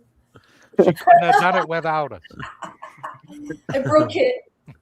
And next week, it's going to be a late night edition of the show because this is just how it worked out. But Todd Rohal, director of Fuck My Son, will be here, along with Becca Kozak, director of Sugar Rot, two very divisive movies that gets love and backlash. And this was Becca's idea. I met her in person at Buff, super cool, hung out, we had pizza, and she mentioned about I mentioned Fuck My Son because I'm a big fan of the movie. And anyway, she just talked about like divisive movies. She got some backlash at Buff for her own movie. Someone in the crowd said, this would have been the most hated movie if it was directed by a guy, not a woman. And but she kind of takes this like some of the hate for the movie. And she was like, it would be cool if we did a show about divisive movies. And you could so I reached out to Todd. He's into it. Unfortunately, it's got to be like 11:30 at night, but it'll work out. I think it adds to it since it's about these movies nice that are spooky vibe to it. That are both loved and hated. So that'll be a fun show next week. It's like our midnight movie episode. Exactly. You should have caught a on the fly interview with that heckler. Yeah, that would have been good actually. Wait, sir, are you always this much of an idiot? Sir, they go all Don Rickles on them and stuff. That would be awesome. Are you always a dick? Tell us about it. And they canceled her movie Sugar Rot it had I forget where it's playing, and they canceled it. And then oh god. Silent Bob, what's his name? Kevin Smith. Kevin Smith reached out to her and offered to play it at his theater. Oh wow! Was that Smodcastle? Yeah, it's That's pretty badass. That's awesome. That's awesome. It's a very redeeming quality. Yeah, I'm gonna show you guys something. It's a really cool Jane Silent Bob Magic the Gathering mat. Really? Ooh. Yeah. And Tara watched Sugar Rot, and she said she'll never eat candy again. I don't know where to go. I lost it. Noise. Noise. Smoke. Yeah. There it My is. jungle love. Oh. No time for love, Dr. Jones. Shout out to Buff though, Boston Underground Film Festival, amazing time. Oh, nice. What have we here? Awesome. Oh, hell that yeah. rules. That's pretty cool. Oh. Where does one get such a thing? You can get it from I'll send like the artist. It's like a artist who makes cards and stuff for Magic the Gathering. Oh, nice. I'll send you the link. It's like a independent artist. Isn't that Okay, cool sweet. shit? Yeah, sweet. I am digging that. Top 3 horror movies of the year so far. It's too Bone early Collector. to say. Oh yeah, that was really cool. What was it? Or Bone Temple, my bad. Bone. I'm not a fan, but I know you're not. It's crazy. All right, well. I'm sad now. This is my copy of my VHS of Clerks. Oh, Oh, nice. sweet. Holy crap. Yeah, Did you get paint on it? Great. it's really jacked up. It says, he wrote, Craig, buy a new copy, man. That's awesome. I used to have that View Askew hockey jersey that they used to have, Oh, yeah. which had the clown on it, and I think the number was like 52 or whatever. How many dicks she sucked in the parking lot or something? Oh, like that. 37. 37. He said 37 on the back. That's a lot. Is that what happened in the movie? Yeah. That's what happens on my OnlyFans. Wow. 37. My girlfriend's like 37 dicks in a row? Neil, I thought you would only suck one or two. So that reminds me. One of the first big guests I interviewed was Paul Bearer, and at the end of the interview, people know Paul Bearer, managed Undertaker, and at the end of the interview, I'm like, "Oh, can I ask you one more question?" And he goes, You're gonna ask me if I'm a queer, ain't you? You suck one dick and it makes you a queer. No. He was a funny guy. Like, he was just Yeah. Which that's not a Such a joke I cool guess I cat. should make anymore. He said it at the time. It was Good soundbite. I used to do a really good pallbearer, but my voice. wow, is that kinda one wasn't shot. bad for not doing it Yeah. for a while. That wasn't Maybe bad. my throat's healed from years of no bourbon That's it. and no 37 in a row. No. Justin, what's your number 8? My number 8 is American Psycho. Nice. All right, very good. I knew that. Yeah, was on that- someone's list. That had to make the list at some point. That one's a good It's one. oh yeah, it's a classic. You know, it's I used to watch it a lot in my 20s. It's it always gave me a chuckle. It was I mean, it still does to this day. I mean, it's a very quotable movie. It's very funny, very brutal at times. It's I fucking love it. Have you I seen always the say- movement of like young men that want to be like Patrick Bateman? Dude, I was gonna say, very good movie for young men to watch in their formative years. Just Yeah. study it when in your early 20s. Just It'll make a man of you. Oh yeah, no, I've seen that whole thing, like videos talking about that, and it's insane how many young kids look up to that movie as like something to aspire just from the Wall Street side of things. And it's like, but dude, you're taking away from the fact that this is a serial killer. I mean, never mind that he's a horrible person, he's also a fucking serial killer. He's a murderer, literally. Yeah. Do not look up to murderers. It's Yeah, like not bad enough just being a crazy like narcissist and stuff, but also a killer on top of that. yeah, It did him make me being think that, toxic like, is bad enough, but Yep. yeah, no, it's We had the script writer on the show. She was a great interview. That was one of the first interviews that me and Trista did when Trista joined the show. Really? Yeah, she was great. That's cool. A lot of people don't really even, I think, know that a woman wrote the screenplay. Wow. yeah, Mary Herron. Mm-hmm.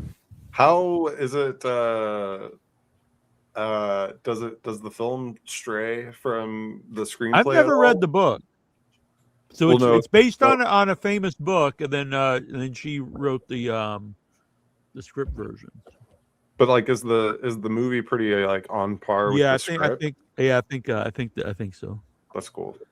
I think It- I've never read the book itself to know what the difference is in the source material. It also made me look at like people that are obsessed with working out. I'm like, oh, you're a psycho, huh? Right? Keep an eye on that person. Yeah, Yeah, that's why I don't work out so much. same. I don't want people to think I'm a psycho. It's one thing to be fit, but it's another thing to be like,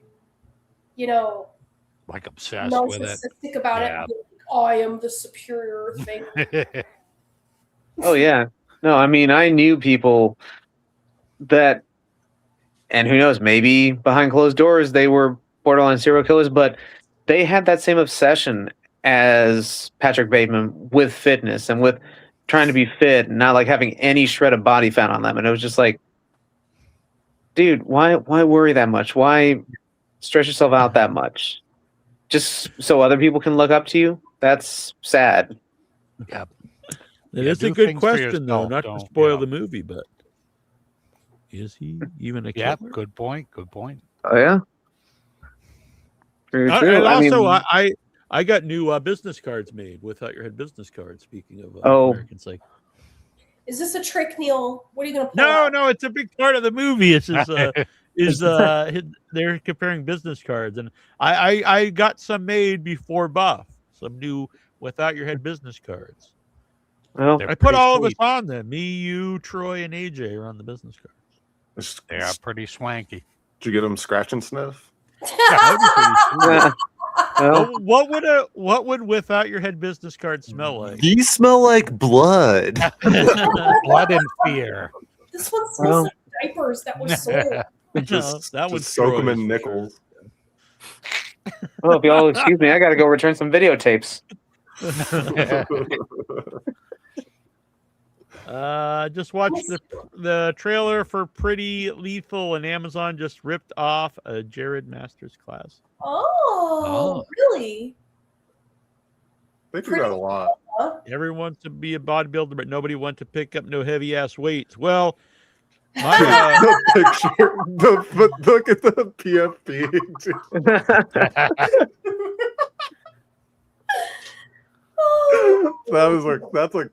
That is a classic comment right there. That's like straight to the top. That's so good. Like profile pic and comment, just perfect synchronicity. Number 8, AJ. I don't think you did 8 yet, did you? I don't think so. Number 8, for mine, I did Joyride. Oh, snap. There's one I haven't seen in decades as well. Yep. Rusty Nail. Joyride.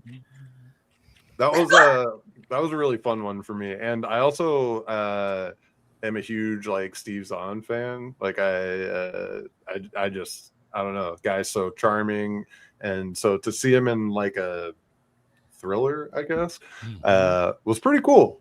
It's pretty cool because I normally just see him in dorky comedies that I like. Oh yeah, he was underrated For sure. I see our pal Werewolf of Sicily sharing this out on the X. Thank you, Mr. Werewolf. Thank you. Join us in the chat. Number 8, Mr. Jones. Number 8. Now this one, if I could choose the Broadway play, it might be my number 1, but I still love the movie version. Is Sweeney Todd. I knew it. I like it too. Yeah, I love that movie. Serial killer. Yep. It just great revenge. Just everything about this. This is just awesome. I love the story. Just everything just really fits together in it. Everybody's good in the movie version. Mm-hmm. Like I said, the play is one of my favorite things ever. But but I'm still down with the movie. I'll still back it 100%. There's only one of those movies. I think there's only one film version. Yeah, There's as many far as play like versions. the musical one. There's one. It's pretty good too about Sweeney Todd. This is me on Fleet Street in London at the Demon Nice. Barber of Fleet Street. I did not get a haircut though. Wait, what you rush? What you hurry? Sorry. And then Did on you come Fleet in for Street, a pie, sir? I did. Look, on Fleet Street, I Nice. bought a meat pie. Nice. Yuck. Was it the worst pie in London? No, it was good. It was All good. It was like it was like apricot and lamb meat pie. Nice. I'm down with that. All right, you guys continue, but I must refill my coffee. All right, I'm sorry too, but I love Demon Barber. I really think if we made our own version, I think St. Michael's would be fantastic as Sweeney Todd. I love it. Would Tara be our Mrs. Lovett? Oh yes, I will. There we go. Yeah, there you go. Hell yeah. I'll talk in a Cockney accent too. This is we are gonna make some micro shorts like we talked about, and I like the idea of Tara having accents in them. Oh, me too. One day, And a Lucy mustache. and I will do like And I'm gonna wear this wig. I mean, I grow my hair out again. I'm sorry. Good going. Sorry. I love wigs. This is a wig. What is it? No. I was like, what? I was like, you I got a was wig that mind-blown looks myself. just like your hair. Gotcha. It's like, this is stupid. Why would you do that? When I mentioned after we had a meeting about like doing shorts together, and we were all into it, and so I posted on my Facebook once, and I was like, and I'm gonna annoy like all our friends to like for cameos, and like literally like 100 people replied, which was great. But I deleted the post because like, holy shit, I don't want everyone like thinking like we're doing this like, immediately. So, but it was very nice feeling to know that like our friends out there in the movie world are into the idea and would like to help out and be part of it. So, And of course, I'm down to join in as well. Of course, yeah. Yes. And if not, we were going to make you do it. Oh no! I mean, you got to find out where I live. Oh, I know. Whether you like it or not. Oh no! Force me to be in a guys, movie. we're going to be looking in your window later. I think someone's already there now. Okay. Justin, you're gonna be in it.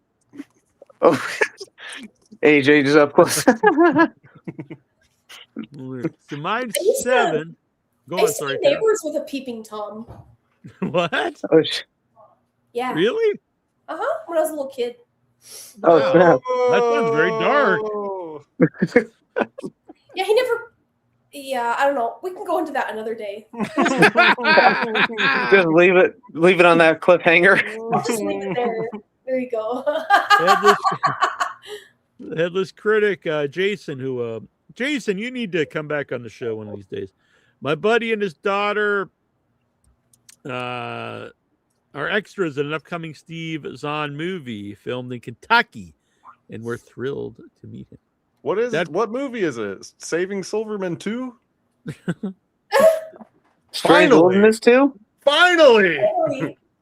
That photo I posted earlier was with Jason. Jason and I were on Fleet Street in London, and he was not a fan of the meat pie, but I liked it. He's got good taste. Meat pies are good. All right, number 7. I really debated to have this on my list because I love the movie. If I just did horror movies, it's like a top 5. Is it a serial killer movie, even though it's inspired by a serial killer? I don't know, but what the hell? It's on here. Number 7, Texas Chainsaw Massacre. I knew it.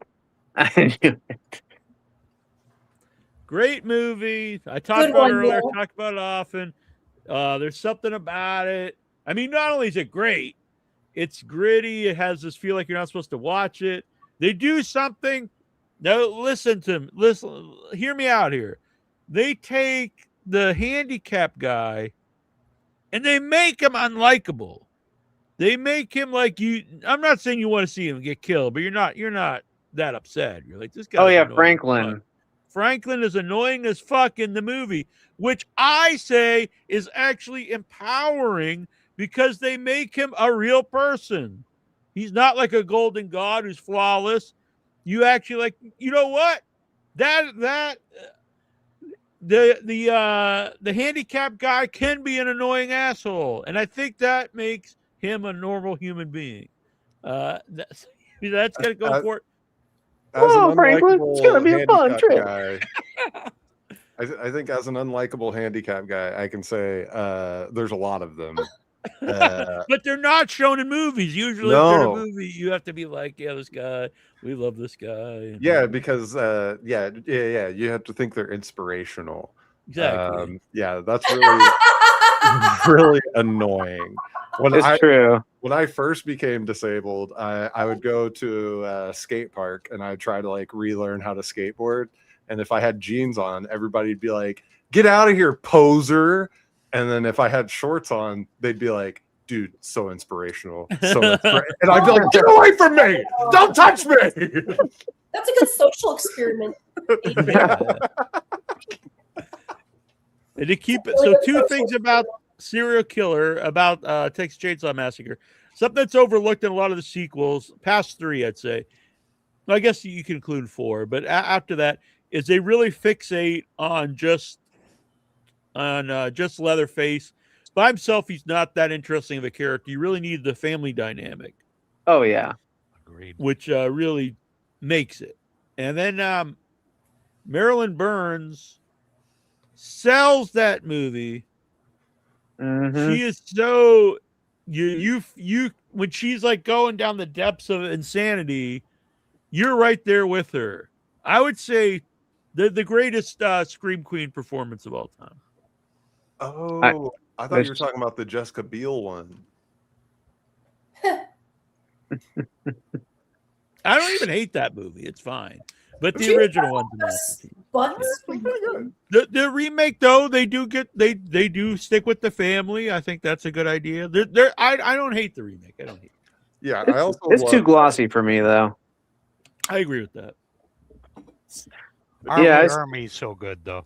If you like He 7-Eleven, you'll like that movie. As long as you weren't like you loved there's the prequel Leatherface is so god awful. So a year before that movie came out, That's the next on my list. there was a picture. And I guessed the whole movie based off this picture. Because it was a group of like these kids and like the idea they just said the idea was these kids do whatever and then one of them becomes Leatherface. So there's a picture, and there's like this Studley guy, this Studley, team, and then like this big oafy teen with sloppy hair, and I'm like, he is not going to be Leatherface. Gonna The be the bait and Studley switch, kid is huh? going to become Leatherface, and that's going to be the big twist, and that's what happened. And that is dumb as fuck. That's pretty dumb. Yeah. The movie is so stupid that he's a Studley kid. He gets his face cut and then instantly becomes Leatherface. If you've ever watched Texas Chainsaw Massacre, he's clearly not a normal guy who got kicked in the face, and now he's Leatherface. Did they explain Damn. that? Like, did he get some weird head trauma or something? No, he just gets his face cut, and then he's all pissed, and Then he he becomes loses Leatherface. his Oh, that's mind. Like, dumb. Yeah, it's so stupid. Damn. That's Very dumb. metaphorical. And it's like filmed in Bulgaria or something. Like there's a little Leatherface in all of us. yeah. Yeah, exactly.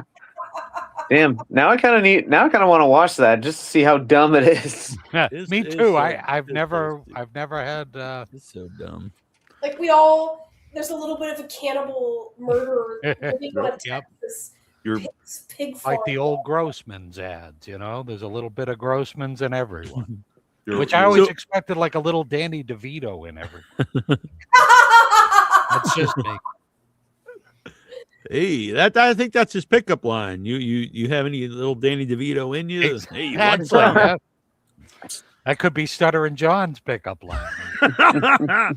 But so Vagina Wrinkle, there's only one Texas Chainsaw Massacre period. 2 is good, but it's not Texas Chainsaw Massacre. As a kid, Yeah. I hated part 2 because it's a comedy. She's right. But now I watch it and I like it. If you go into part 2 knowing it's a comedy, it's a very fun movie. I mean, Mosley's Chop so Top. good.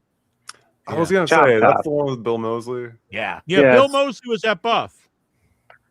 I Really? It's the dressed 40th up as a anniversary of Texas Chainsaw Massacre 2. I remember and that. Caroline That was Williams perfect. is coming back on the show. Stretch Woo! is coming on here Ooh. for the 40th anniversary. which I gotta I'm say, sorry, Chop I'm Top so is excited. still my favorite Halloween costume I've done. Yeah, you did amazing. That job. one, Let me you grab it. killed it. You absolutely. Jack Torrance was great too, though. You did a great Jack Torrance. Thank you. I mean, I've been pretty happy with all the ones I've done. Yeah. Even Art the Clown. Yep, another really good one. Hey, you got to put these in Neil's raccoon folder so we can get Yard them up on raccoon. stream. I one know, day. just like ba-doom. Oh no, for sure. No, I definitely gotta send it to him. Just so he has it on the ready. Yeah, he's got the raccoon Yeah, folder on I've speed got dial, it. so that's the best place to put them. But yeah, you killed it on that one too. Okay, there I am. Oh, My yeah. hand's not very steady. Oh, I'm doing, that's pretty cool. doing too Thank you, much thank of the devil. You're weed. my favorite.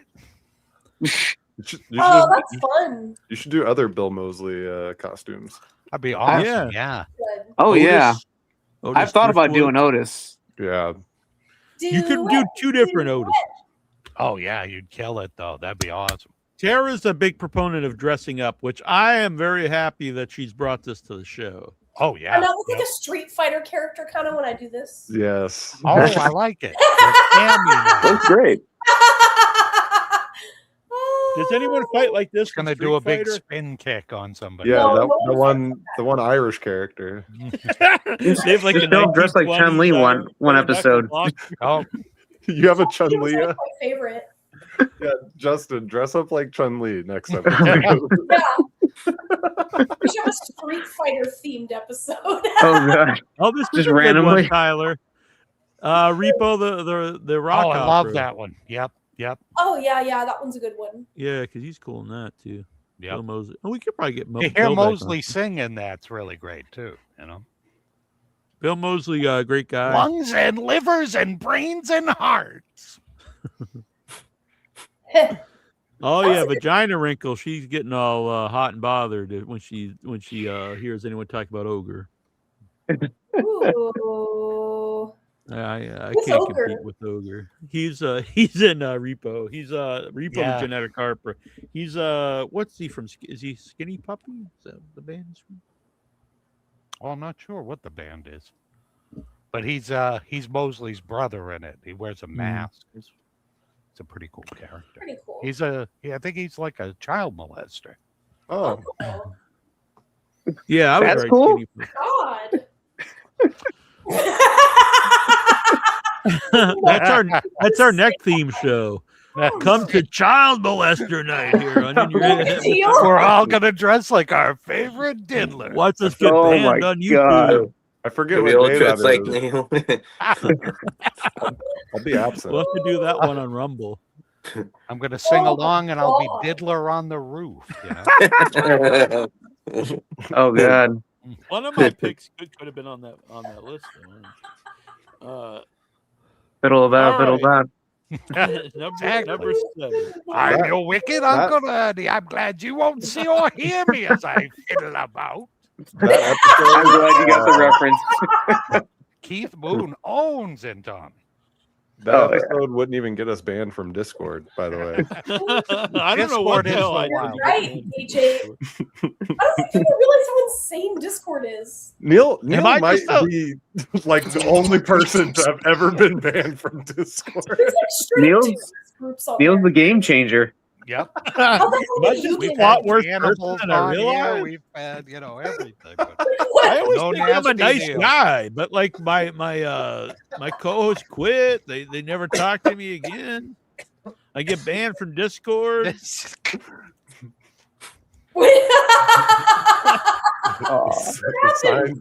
The signs are lining up, buddy. Buddy. I'm a nice guy, damn it. We know that's why we're here. I know.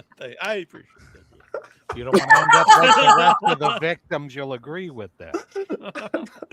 I'm Number a nice 7. guy. Justin. Okay, so Mine, I didn't realize how ironic this was. Neil, see if you can guess what my number 7 is. Texas Chainsaw. No, Sweeney guess what Todd? the number 7 might be. Oh, 7. Oh. 7. Yeah, there you go. Sweet. Ooh, that one's a good one. Yeah. It's a higher on my list. That one Yeah. might be way higher. My In the box. Like I just tried to find a spot for it, and then I didn't even realize that I put it at number 7, and I'm like, Kismet, Dude, I love you mind melded with the movie. right? I might meld it with my own list. You mind melded.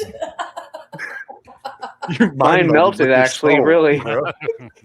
I'm going to give you our next theme show, Craig, in advance, and you Okay. can bring your own list if you like. Yeah. I know I kind of came in and I'm just sort of listening in, and No, I left no, it see if I Always could, welcome. No, thank you. you're. Oh, all I good. just don't want you to feel out You're of fun place. to but have we on, love you Craig. being here. Yep. I like No, to thank just watch you peacefully just exist. Yeah. I'm like, there's Craig. He's just peacefully existing. Because we're doing a 420 show. It'll be on the 16th, the Thursday before 420, and it's going to be Under the Influence. So it'll be any horror movies that not just weed, but anything that's a mind altering substance. Ooh. Okay. know I probably You won't have be. a little tendril growing out of your forehead. Yeah, like the I Beyond. or I Paint myself blue or something. I won't be in. I won't be in. I won't be in the States on 420. Oh, Whoa! Yeah. Because it'll be in You go, Amsterdam. you go to Is it a Europe on Godzilla 420? thing? He goes to Amsterdam. I wish I was in on Amsterdam. 420? Where are you going to be, Craig? By that time, I think I'll be in like Dublin. oh All wow. right, well, cool. I'm doing a rather famous singer. I fill in for this other singer's makeup artist, and so I'll be going abroad for a little while. Oh, that'll be a lot Unfortunately, of I'll fun. be away. Shout out to Craig. He's helping set up some cool guests coming up on the show. And, Are they? Troy's did going to they- be in Thailand for our child molester show. Hold on. What the hell? I love these tangents. No. Yeah, those are very clippable, like Well- quotes every now and then. Insane. Well, what's interesting enough is I will be in London in one of those days, so maybe I should try to go and. Oh, do the Try Fleet that. Street thing, yeah. Well, maybe I should. They do Yeah, the late night Sweeney Todd road tour, which is a lot If of you fun. go to Fleet Street, it's it's an old restaurant.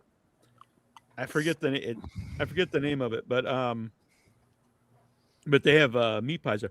But that's also where I went to this. It was one of the coolest places I went to in London. It was called Ye Old Cheshire Cheese, and it was an old pub that's in the United States, when you think old, it's like 100 years old. This was like hundreds of years old. And Oh, I was told to go downstairs because the underground was carved into like a stone. So it's like a cavern. So you got like a regular pub, and then the underneath was carved into a cavern. And that was pretty wild. I was happy because back then people were short, apparently. So I could just walk around. But if you're like over 5'10", you got to duck down because like the ceilings are really low. Oh, that sucks for me because I'm 6 foot. Oh, No. oh, Someone took me to a pub where it was in a former catacombs. oh, Yeah, wow. yeah. So on the floor and on the walls, you could see the gravestones of people. Nice. Well, that's pretty wild. I can't remember where it was though, but it was cool. It was creepy because you see you're drinking, ales, and you're like, oh, there's someone who died in 1895. There's their stone on the wall. Yeah. So you kind of say, here you go, pour one out for him, I guess. You never partied in a morgue before? Not yet. Grave in the grave. Not still young. Not a morgue, but it was a Halloween night, and Ron Hex, who did our original theme song, was actually on our first show, a friend of Troy and I. And so anyway, his big thing was like, Neil, let's go and we're gonna film this like creepy music video on Halloween. And so he had face paint on and a top hat. And the video, I had the video still up where we sang a duet and he did something. Anyway, we lit it with his headlights from his car. And we were thinking we're all badass. It's Halloween night. And then and the battery died. So he's like, oh, I gotta call up my mom. That kind of ruins that vibe, Yeah. doesn't it? that's Yeah. stressful. So we were really cool at that point. We're right back. I check on Tweak again. All right. Again. All right, we're almost to number 5. If Nasty Neal would shut up about Wait. stupidity, we would be there. I think we're still on number 7. I'm just saying though, she's got 5, so we're almost there. True. If I could stay on topic and not bring up nonsense. So AJ, number 7. Number 7 is you guys are gonna think this is so stupid, but this is actually the movie that introduced me to Iron Maiden, and it's called Murder by Numbers. It's a Sandra Bullock movie. I don't I think I know remember this that movie. one. Murder by Numbers. Yeah, so it's like Ryan Gosling. Ryan Gosling and the guy from the American version of Funny Games. Oh, the British guy? He's like the handsome guy guy from, with the bowl cut. From Boardwalk Empire. Yes. And Michael I Pitt. cannot. Yes, Michael Pitt. And so they're in high school, and Sandra Bullock is like investigating these murders, and Ryan Gosling is like a rich piece of shit, and he's driving his daddy's hot rod, and he's like taunting her. She's at the school investigating, and he's like and he's singing Number of the Beast out his window at her, and Hell yeah. and I just remember being like, oh, that's so cool. That's so cool. That dude's got a leather jacket on and he's yelling at the cops. That's so cool. And then listen to Iron Maiden after that. Which I gotta say, you're making me want to rewatch that now because I fucking love Iron Maiden, and I haven't seen the movie since it came out, but yeah, I I've do not never remember seen Iron that Maiden being movie. featured. Yeah, it's pretty sick. It's just one quick part, but I did that was like it wasn't a TV movie, but it was on TV all the time. Like they used to play it on TBS and stuff, and I would just watch that movie. I've never seen this movie. I'm gonna check it out. Me either. Yeah, it came out in 2002. Yep. Huh. Did I let you talk about Seven, Justin? I'm sorry if I didn't. Oh, you're all good. It's there wasn't really much else to say about it other than the fact that it made the number 7 spot. Yeah. The seven's But you're all amazing. good. It's a little higher on my list. Number 7 for you, Troy. My number 7. Okay. My number 7 is about Jack the Ripper, and it's From Hell, which I really enjoyed. Sweet. That's a good All right. pick. I didn't even think of that. That's another one I have not seen since it came out. Oh, Since the theater, actually. I saw it in the theater when I was 11. I'm just but now Ian Holm is realizing Jack the Ripper. You can't ask for better guys than that. that's a Johnny Depp movie. Yeah, Yeah. That is, yeah. He did a lot of serial killer movies. I didn't even think about it. Did. Right?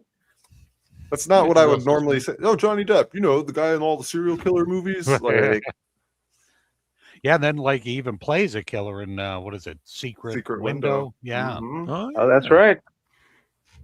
Another one of those overlooked like King stories are really good. You stole my story. Yep. Totoro's great in that one too. He's so good. See, that's our problem though. We all get sidetracked. We go off on all these like side that's good. paths. Everything reminds Yeah. us of something else. And by the way, thanks everyone here in the chat. It makes the show fun. And thanks Vagina Wrinkle, our mod, and also our trivia writer. So Thank you. From Hell is a The good one. Haven't mistress seen it of in years. trivia. And anything All right. with Ian Holm's good. Yeah. Oh, yeah. The late great Ian Holm. Rest in peace. Number 6 Number 6, It's been- Nasty Neal. has been mentioned. I'm actually putting both on here. What the hell is a Maniac, the original Nice. and the remake? Hell yeah. Nice. I'm a huge fan. I think they did something clever with the remake.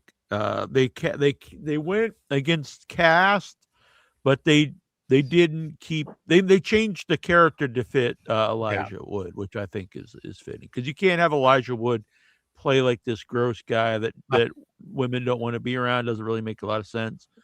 And so And you can't they have changed Spinell being like the sweet, like unassuming guy. No.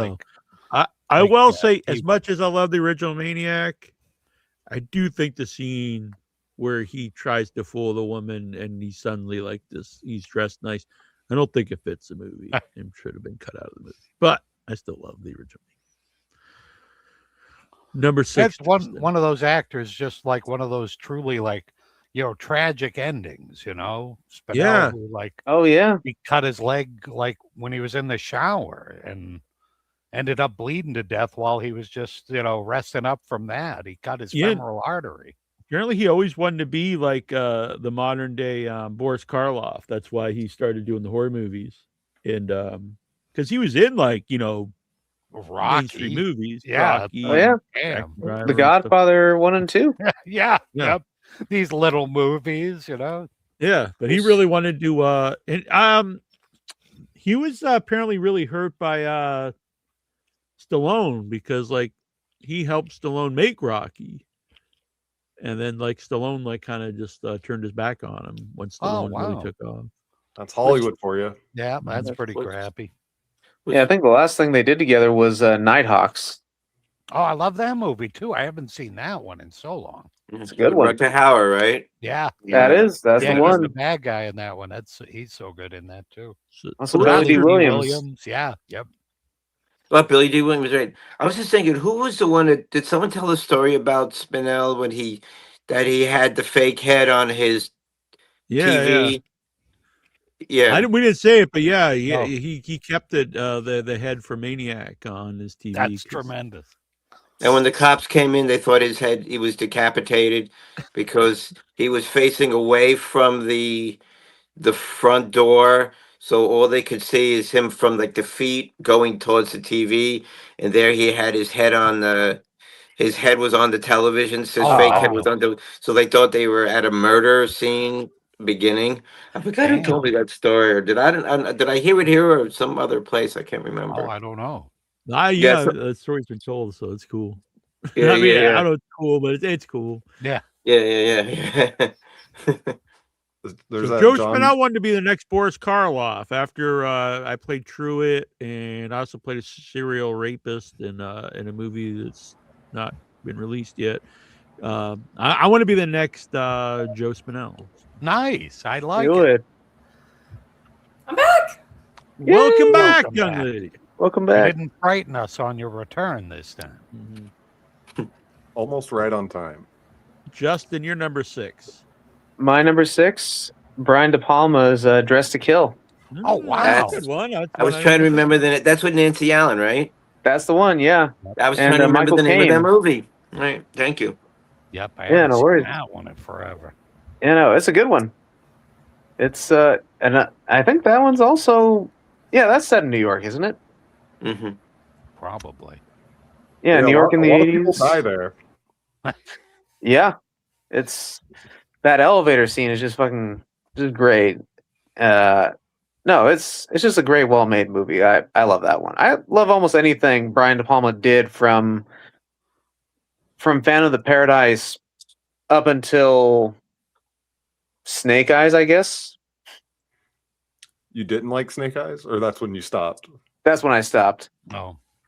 Yeah, it's What came Phantom after of the that? Paradise I really dig. I haven't seen I that like movie in Phantom a of long Paradise. time either. I have a Phantom of Paradise T-shirt. Nice. as do I.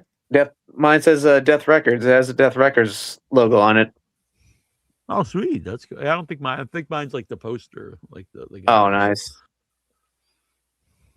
That's a good choice. I didn't even think of this. So excellent choice, Justin.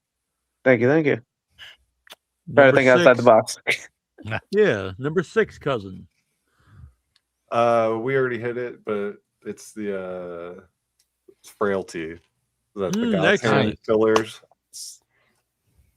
Yeah, I was gonna move it up earlier, but I was like, yeah, I'll just leave it there. It's fine. Yeah, great. I love Frailty. So I'm glad I wasn't the only one to have it here. And number 6, Troy. My number 6 is Monster, Oh, good one. which Oh. one of the few female serial killer movies, and really like that one. Another one based off of a real thing, and Yeah. Yeah, she deserves huge credit for that. She gained weight, looks ragged, and it's a great movie. Very, very downbeat movie. Now we're into the top 5, which will incorporate Tara as well here. New player. So number 5 for me has been enters the chat. has been mentioned, and that is a Manhunter. It Red is, Wizards shot the food. Best, in my opinion, the best version of Francis Dollarhide out of the 3. The TV version, Red Dragon's great, but the Tom Noonan as Francis Dollarhide, Manhunter, great movie. And Tom Noonan, rest in peace, died earlier this year. Was on the show. It's a great interview. I was warned, like, oh, Tom Noonan, he hates people, blah blah blah. But I don't know. I think he hates like dumbasses. I think That's probably closer. Don't blame him. And he gave me advice on acting, which was interesting. But you know who I took acting advice from that I have used in movies, and that is we mentioned him earlier is Chop Top. Oh, nice. Oh, hell yeah. Because Bill Mosley.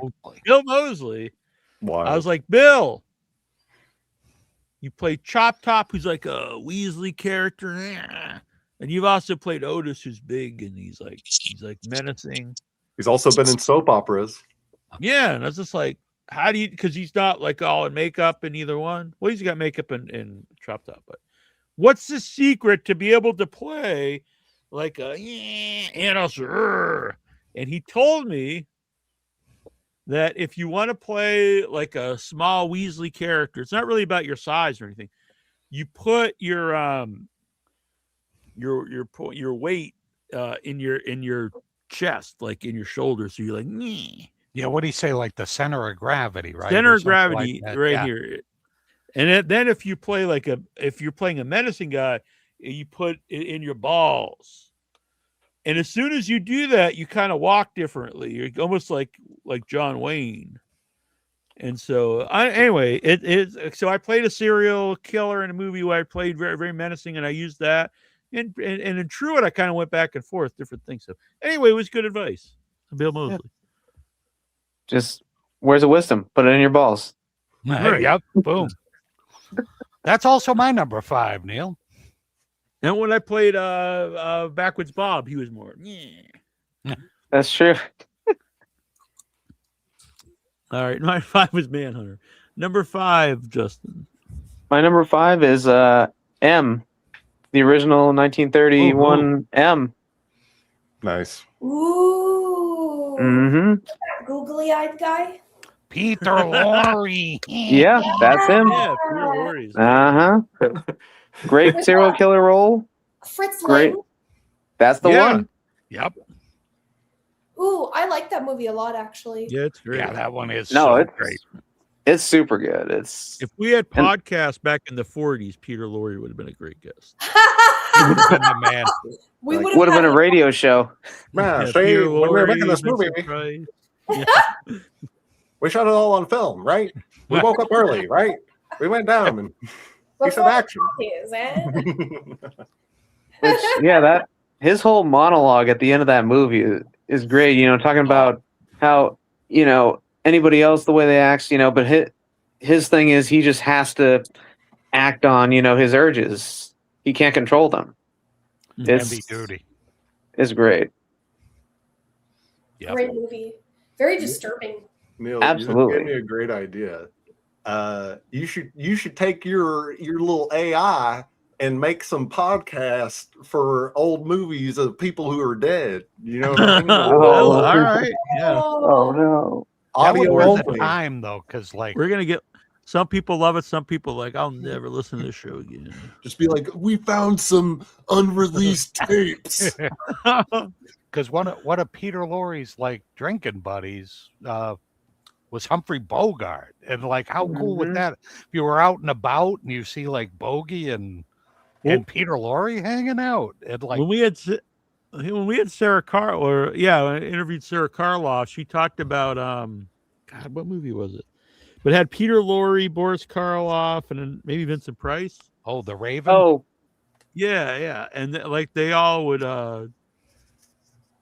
just like drink and That's be awesome. really hard to That's deal the with best. apparently. But Well, that was Bogey's I don't like think Boris famous did. quote about he and Lorre when they'd hang out. It's like the problem with the rest of the world is they were always 2 drinks behind, where which can I might be wa- why Lorre looked like he was 80 when he was 50. You know, You're right. Where can I watch a Neil flick? Well, the Once and Future Smash and End Zone 2 with me and cousin AJ. You can get the limited edition Blu-ray. Well, yeah, you can get the Blu-ray. You can't get this one anymore with the slipcover, but you can get this Blu-ray with both films. On. Look at that. I might have one of those floating around here somewhere too. Is it? It's got a lot Sure. of cool extras on here. Look at that. It's got the Without Your Head logo. You can also stream it on Tubi. You can stream it on Amazon Prime, I believe. I think it might have been deleted off one of those. But I would recommend Bloodstream. Bloodstream is a new streaming site, and I think it's the only uncut version streaming, I believe, is on Bloodstream. Huh. And the cool thing about Bloodstream is they also include some special features which other platforms do not. So you can watch and you can watch an interview with me. You can watch a lot of cool specials on there. And to be really egomaniacal, So when it went on Bloodstream, I noticed that the interview with me was trending. And so I was like, I'm going to share this out and get as high as possible. And it'll get to 7. It got to 2 behind only one thing, OnlyFans. I was like, I can't compete with OnlyFans, a bunch of hot vampire chicks. But for 6 hours, I did. And I was the number one and I took many screenshots. I was the number one. You did it, Neil. Yeah. You lived the dream. Yep. Bloodstream knows a cool slate, so I check it out. Is the VHS for End Zone 2 still available?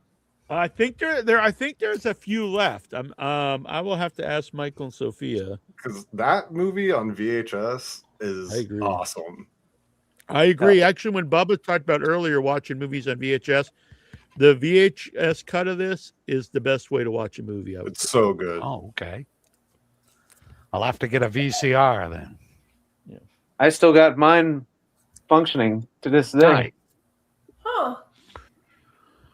And I just found out today, May 1st, the official date, the first film I've ever been a part of that will go to Shudder, Solvent. I'm producer on Solvent. May 1st will be on Shudder. Awesome. Very exciting. That's pretty cool. That's awesome. Yeah. That's great. That's what bumped Joe Bob off. Yeah, they were like, whoa. We gotta save some money here. All right, pretty number soon you'll 5. have your own booth at conventions. Hell yeah, I have already. But yeah, that would be sweet. Now people would actually buy stuff though, maybe. Number 5, Justin. Oh, we just did mine. Oh, I'm sorry. Yeah, no, you're all good. It was M. Yeah, it was a great That's choice. what started us off on the other tangent. Yeah, number 5, AJ. My number 5 is The Greasy Strangler. Nice. That's awesome. Boom! Neil That's one of my approved. favorite movies. That is tremendous. Great movie. The movie killed me. I remember I saw the trailer like a year before it came out, and I would show all my friends the trailer, and they were like, something's wrong with you. And I'm like, no, dude, no, we got to see this. And then I kept inviting. Dude, it was awesome. I would just invite people over to watch that at my apartment all the time in Denver. So super surreal getting to work with Michael St. Michael's after all of that. And that movie, special place in my heart. I agree 100%. And Tara and I had the same feeling when we got to see Fuck My Son. Same feeling as when I saw. People need to watch that movie. Like, what the heck's wrong with the world? Yes. I want to see that one. Oh, I loved it. Yeah, I think the last movie that Neil was that excited about was The Greasy Strangler. Yeah, I was legit excited about singing it. I freaking love that movie. Time. And it become a big part of my life in a lot of ways. You know, Michael in once a Feature Smashed. I met AJ, and yeah. So it's life changing in a way. It sounds like I'm being facetious, but it really was. Yeah. All right, Tara, you're here now. You're involved, young lady. Raspberry Beret Tara. The one that's going to capture us all and lock us up. The detective here, number 5. All right, I know it's a weird movie, but I've always loved this movie. Have you ever Weird seen movies on Without Your Head? We don't accept weird movies here. Have you ever seen that movie, Frequency? Yes. No. Yes. Yeah, it has Dennis Quaid and Jim Caviezel. Jim Caviezel. Thank you, Tyler. Team Tara. Woo. Woo. I really like that movie because it's like a time traveler serial killer movie. That's right. It does have to do with serial killer.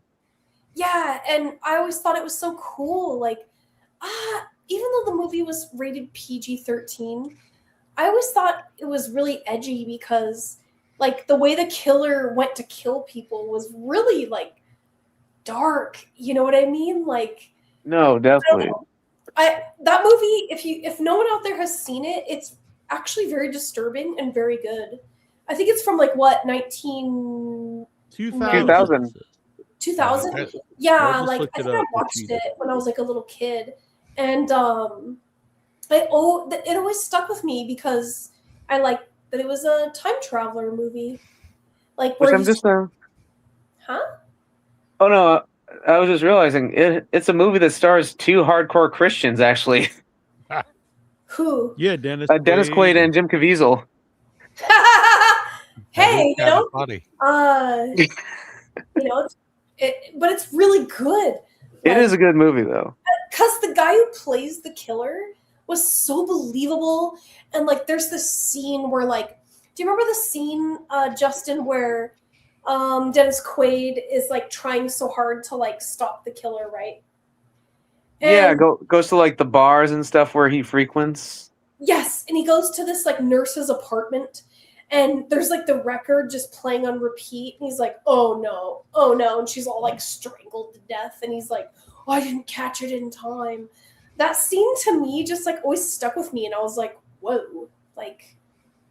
So that's my number 5. Sweet. No, that's a I've good never pick. seen this movie. I'm gonna watch this. I think you would like it, Neil. It's even though it's PG-13, it's oddly very dirty and weird. I mean, that's crazy since it has a scene of a guy getting his hand blown off too. Yeah. Yeah, it's like it's weird. Like it's actually really good. I think, and the acting is really good. You know, Jim Caviezel is a really good actor. Oh yeah. Hearing that pick, though, made me realize that I had a great omission on my list, and that would be Time After Time. Oh Mm. damn! Also, I don't have a that on my list time either. traveling, Jack the Ripper serial Yep. killer, Super underrated movie. and It Malcolm sounds fucking insane if you McDowell. explain it. Come on. But I love it. Time After Time. I've never seen that or heard of it. Oh, great movie. That's a fun one. I've heard good things for years. Same director Oh, you as never seen it? Nope, same director as Wrath of Khan though. Oh, really? Yeah, The Whoa, Good Fire, yeah. man. I didn't realize that. I Yeah, love Wrath of Khan. it's my favorite Star Trek movie, hands down. Oh, Hands down. Hands down. Ah! Huge Yeah, no, love it's great. for like Star Trek, the Star Trek movies with like William Shatner and all that, Yeah. Oh, yeah, The the- original cast. Hey, weren't we talking, Neil, about doing like a cosmic horror? Yeah, yeah. because there was like Lovecraft was brought up, and then that's kind of the umbrella of cosmic horror. Wrath of Oh, Khan I is, mean, is crap. I would say that's cosmic horror. There's like a guy getting a worm put in his ear. Like, are you kidding that me? works. Yeah, I'm into this. I'm into cosmic horror. We can definitely do that.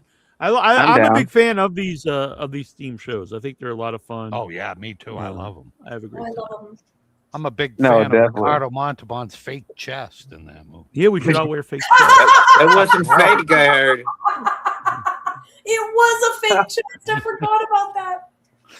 Craig says it's not. I said it wasn't fake. He buffed out for that.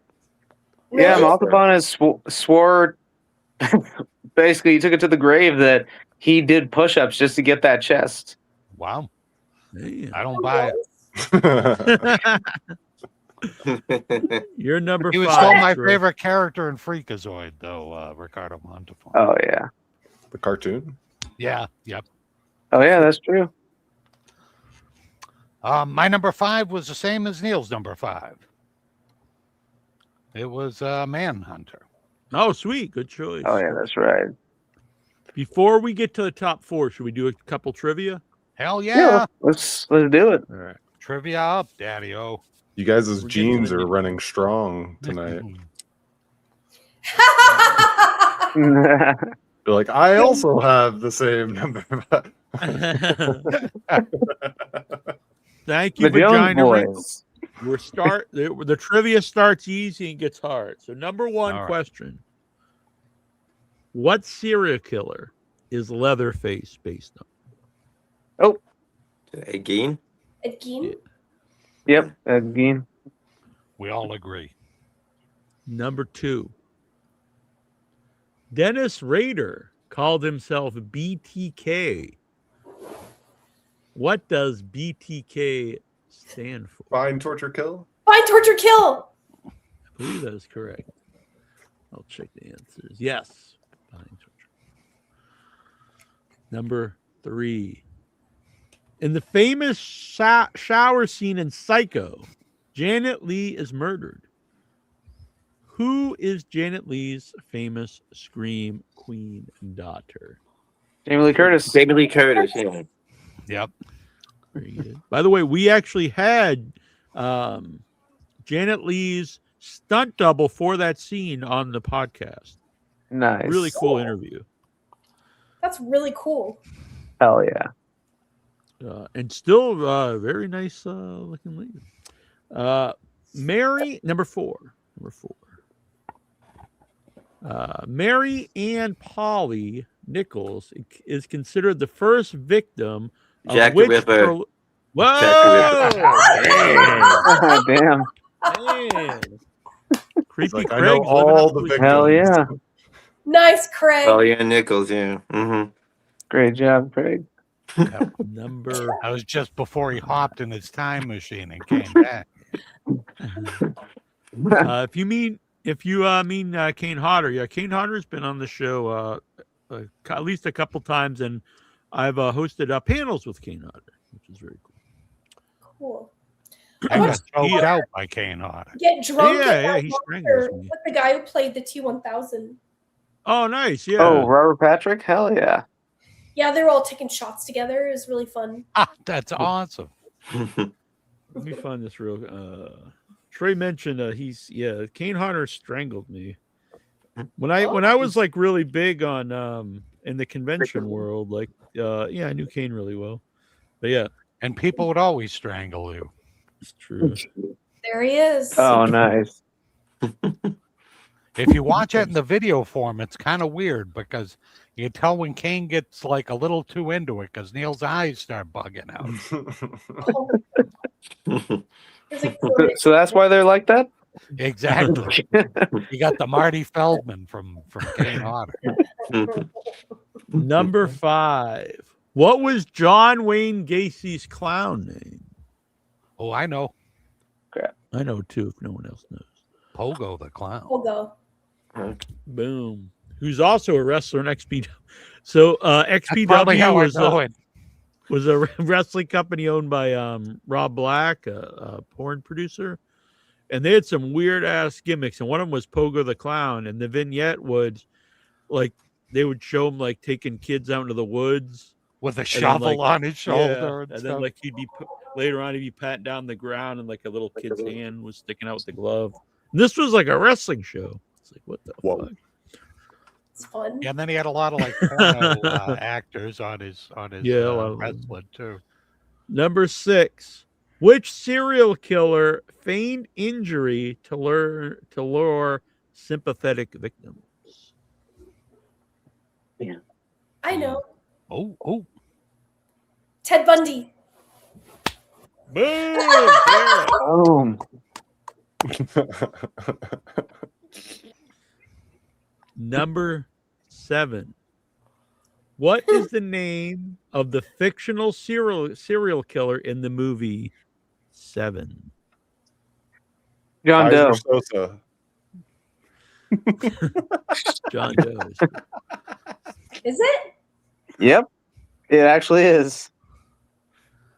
Nice. Number batting 8. 1,000 here on this one. Yeah. I'm proud of us. Woo. How many people did Charles Manson kill? 0. 0. 0. I believe that is the Agreed. correct Yeah. answer. Let me double check this. This is fun. Exactly. That's why I brought up earlier. Is he really a I wish serial you could get a degree in college for this, you know? killer? I didn't even have to use my phone a friend yet. That's right. Yeah. Good thing, because last time I called vagina wrinkle. Number that's 9. What child murderer arrested in 1934 engaged in such self-mutilation, X-rays discovered he inserted 29 needles into his groin and abdomen. Albert Fish. Albert Fish, He was a Real real jerk. the That's Gray right. Man. Yeah, half a thousand corpses. I'm a huge fan. What a freak. But But yeah, the greatest joke ever told is Norm Macdonald's joke on Albert Fish. Agreed. It's So people never heard it. It's this big, long. It's like 10 minutes long. Him telling about the Gray Man and all these terrible things he did. And then after the just goes on and on and on, and then he goes, "Yeah, he was a real jerk." I would say and just to hear Norm do that. It's he was just classic. a real dickhead. That's anti-comedy is the best, and I try to get people into it all the time, and it pisses them off so much. But I used to tell a joke like that at bars that was really long, and you could just keep making up details, and then the end is just, "Oh, I thought you said shoot me. I'm a polar bear." And everybody just walks away. I love anti-jokes. It's like a man walks into a bar and says "ow." Yeah. That's the joke. Dude, Pee Wee Herman used to be really good at it too. He would do the Tonight Show, and then he would do like a whole stand-up routine, and it was just like a 15-minute long anti-joke. And then he would die laughing, fall on the ground laughing, and the whole crowd would just groan. I love anti-jokes. They kill me. So good. That's why Tara liked me at first, because all my comedy is just bad, and she thought it was anti. Aww, that's cool. Number 10. Which of the following is a victim of Jeffrey Dahmer? Timothy McCoy, Stephen Hicks, Michael Bonin. This one I do not know. You guys are on your own on this one. I'm sorry. I don't know it. I don't know. I'm gonna guess Stephen Hicks. All right. You are correct. Nice. Hey. The other two Peanut- are Eric peanut pulled butter. our fat out of the fire on that one. Boom. Peanut butter got that one before we Send the did. mail to me. Oh, wow. Very good. Number 11. Oh, shit. I thought it was only 10. I was like, wow, we did it. I see you. You want to Peanut do the butter. next We 10 did after it, we do guys, some we more? did Or? it. There's Oh, 24 no, here. this one's good. This one's cool. Number 11. David Berkowitz, the son of Sam, claimed Oh, a boy. demon possessed his specific animal. Who Dog. told him to kill. A Rottweiler. Was that the kind of dog? I did not know. Was it a specific? Did you looking for a specific dog? This is a black Or- lab, actually. Oh, Oh, But still, we had the dog, right? Mhm. Did you ever see the documentary about that? About him? Summer Sam's an underrated movie, I would say. Yeah. That one had what? Leguizamo in it? Yeah. I And worked on when- that. Did Oh, you? really? That's badass. Yeah, I Remember worked the on old- that. Do you remember the old Chris Rock show used to be on HBO? It was like it was That was like such a a late good night show. talk show. Louis C.K. was one of the writers. But anyway, I just always remember he did a skit when Summer Sam came out, and I forget the setup for it, but it was like something about like, why don't these movies have like a big song? And it was like, it's the summer of Sam. And it was Chris Rock singing it. I don't know. I just remember it being very funny. Wait, are you talking about that new one? It was The in the newer one, Craig? 2000s. Oh, But no, the one they did along with, I think that was the one I think with Spike Lee did. Yeah, Yeah, Spike yeah. Lee directed it. Yeah, Oh, okay. yeah. Yeah, it came out like in 2000. There was a newer one that came We out. shot that up in I think it was up in Massachusetts. But it was in Connecticut. We shot that up in Connecticut. oh, okay. Oh, okay. Yeah, they did part of the town over there to make it look like 1977 or 1978, whatever, New York, where they had like the wrecked cars and the graffiti and things like that. I remember. By the way, peanut butter. I'm not starting to fight with you, but I did see you mention actually in the Stutter and John chat, I think it was, that Dr. Hugenstein like says that I like was trying to, I don't know, be like some like cool guy with him or however he worded it, and that you lost a little respect for me. That's not exactly what happened, and I know you're probably goofing around, but Dr. Hugenstein asked me to come on his show, and I said sure.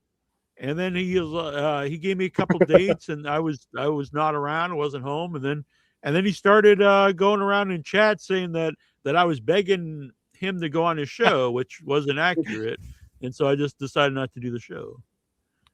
And now he's saying like I big timed him, but like he changes his story quite a bit. This Mr. Hugenstein. I have the direct messages I can show you. Yeah, make sure you save those. Screenshot them. Yep. That is the right play, though, for him to say that you were begging to be on. Like that's what I would do. It's a good move. Yeah. Yeah, that guarantees you'll come on again.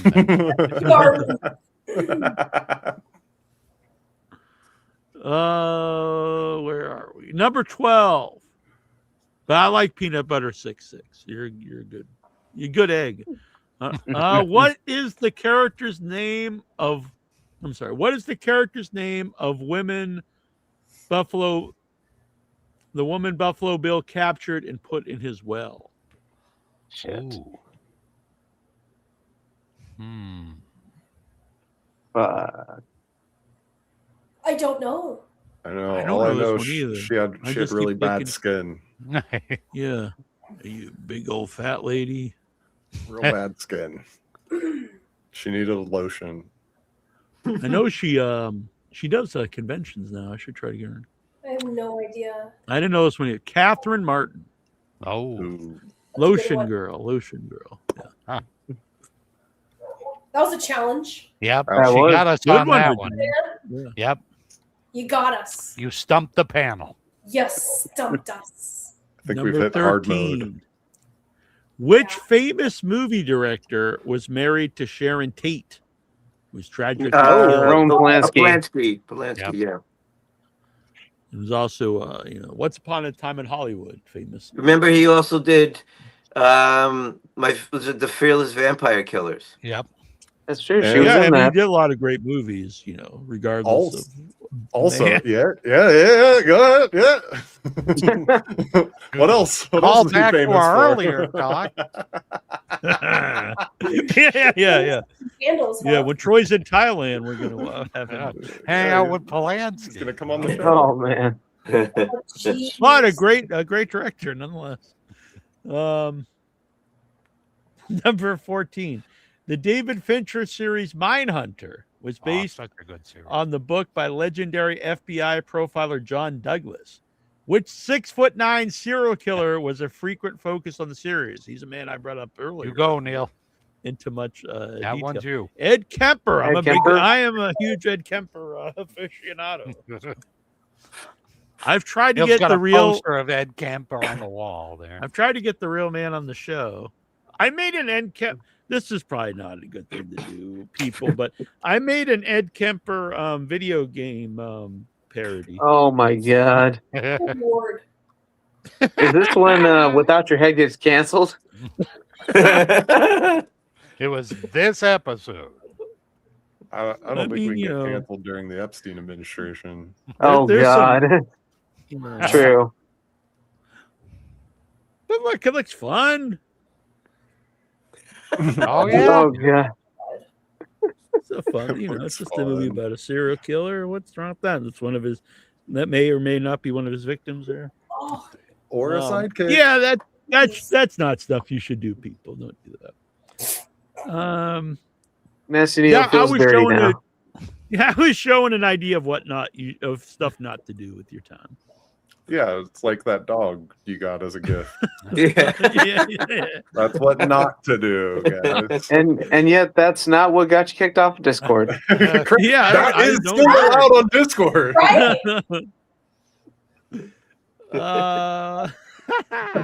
What serial killer did Malcolm McDowell portray in the 2003 film Evelenko. I don't know this one. I don't would know that assume one it's a either. Russian I one. never saw that one.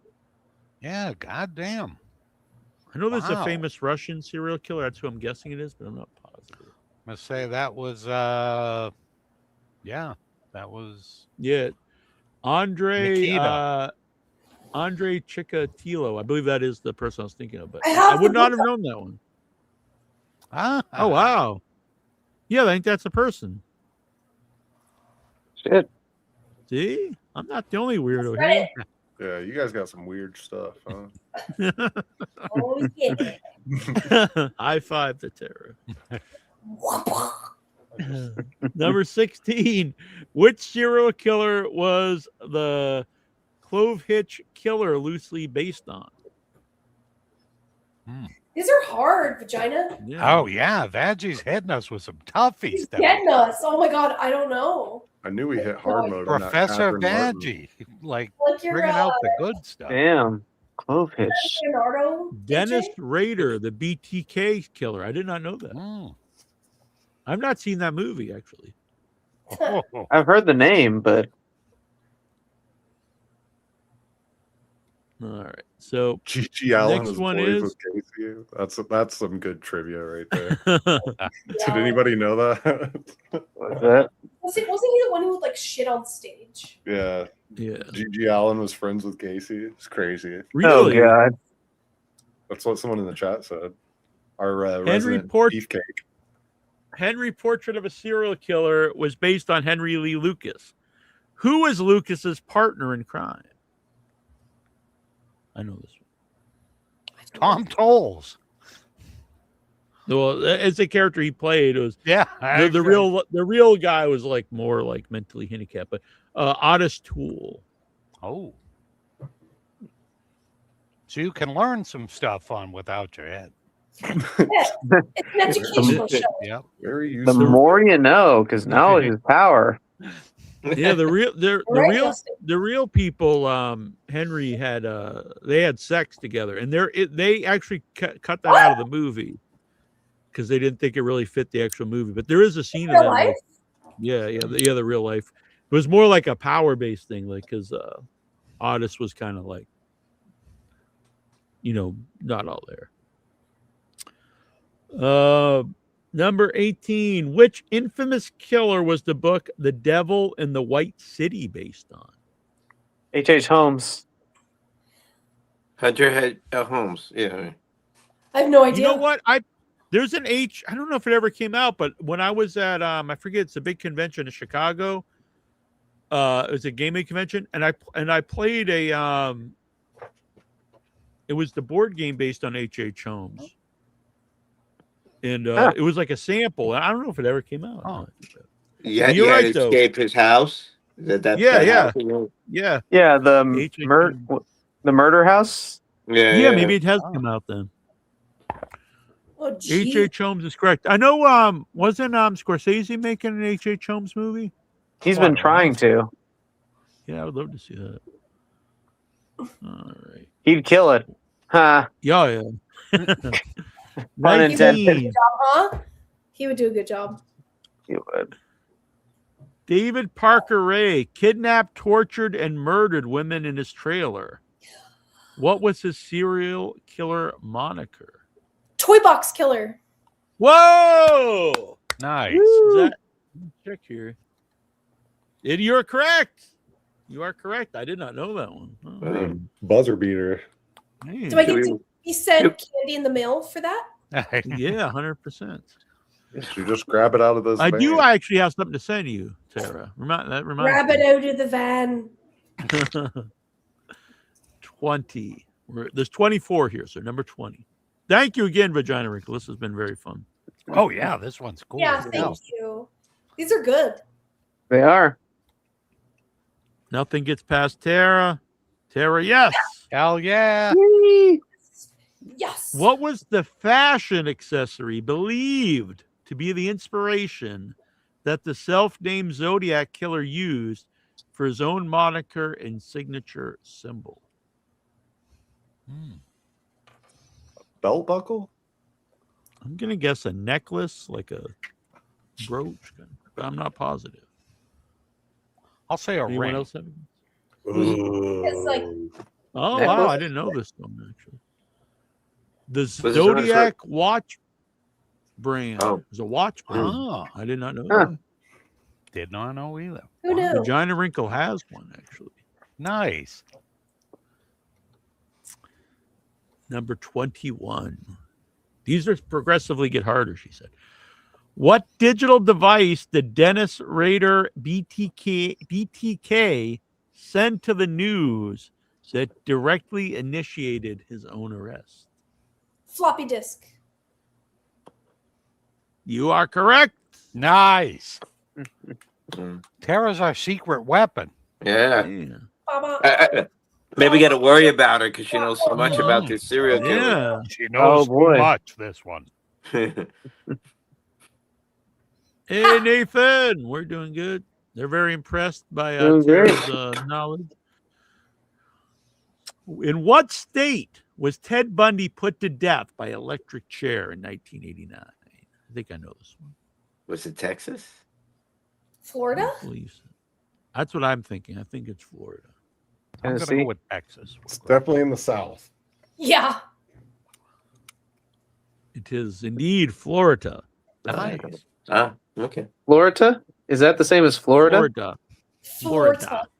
Number 23. Florida. Florida. Which serial killer, known as the Long Island serial killer, was arrested Yeah. in 2023 Yeah. after DNA from a discarded pizza crust linked him to the murders? Oh, they just talking about him today. Yeah, it was just Oh. a couple of years ago. They who? Well, no, they're talking about that he's going. I forgot what his name is, but yeah, he was gonna plead guilty, Wow. Wow. so he's not gonna have the trial. Yeah, they're talking about him today on the news. Peanut Really? Butter's guessing John Melendez. That's an excellent choice. AJ, what's his you look extra devious smoking your cigar with your mask and gloves. Yeah, that's a good one. I forget. Was it Leo? No, it's not Leo. Is it something like I can't remember. The Gilgo Beach guy. Yeah. Yeah. I don't remember. I What's don't. the answer? Looking at his name up. No, someone sent me. I was asking for a link for some other show, but I don't know why. Doing business at the same time. No, they're asking me if, for a Dabbleverse link, but I'm not on the show, so I'm not really sure what they asked me. Rex Howerman. Okay. That's the name. Sounds like a DJ or something. Number 24. What is the name of the Green River Killer?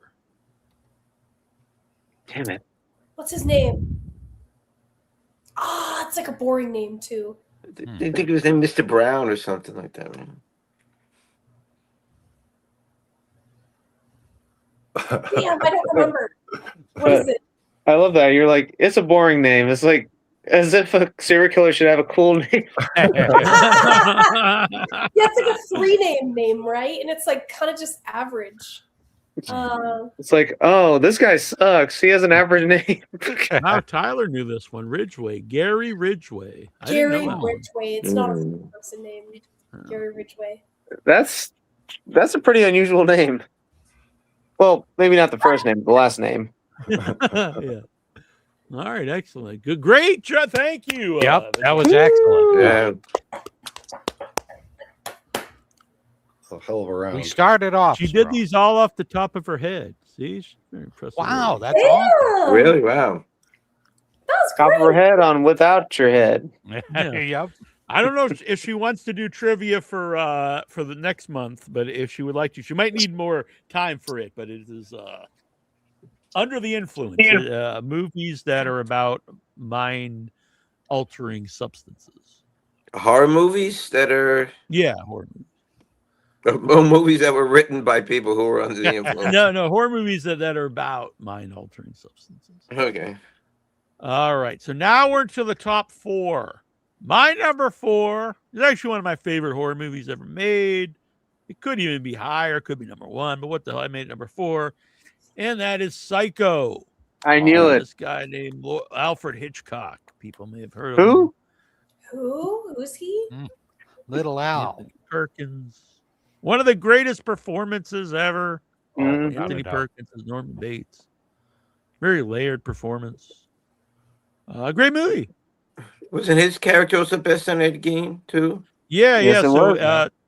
so there's several people based on Ed Gein throughout. There's Psycho, And none of them are anything Leatherface, like Buffalo Bill? Disturbed, Buffalo Bill, and the closest one is the one I mentioned earlier, Deranged. Mm. But none of them are really that. That's why I do like that they say they're inspired. Mm. And that, that's what I would like to say to people out there. You don't always have to remake something. And I'm not against remakes, but you could be inspired by something and make something completely original. True. Even a serial killer. Exactly. Even a serial killer. So it's an inspiration. Yeah, Ed Gein, a very inspirational man. If it wasn't for Ed Gein, look, yeah, he may have done some, bad things. But if it wasn't for Ed Gein, we wouldn't have Psycho or Texas Chainsaw Massacre. Oh, that's so dark. I think it's all worth it. Make it more. Oh, My All throat's dry. Number 4 was Psycho for me. Number 4 for Justin. we're Cigar syncing up dropper. again. What was that? Nice. Yeah. Psycho as well for me. Yeah, even as a little kid, I love black and white movies as a little child. Oh, yeah.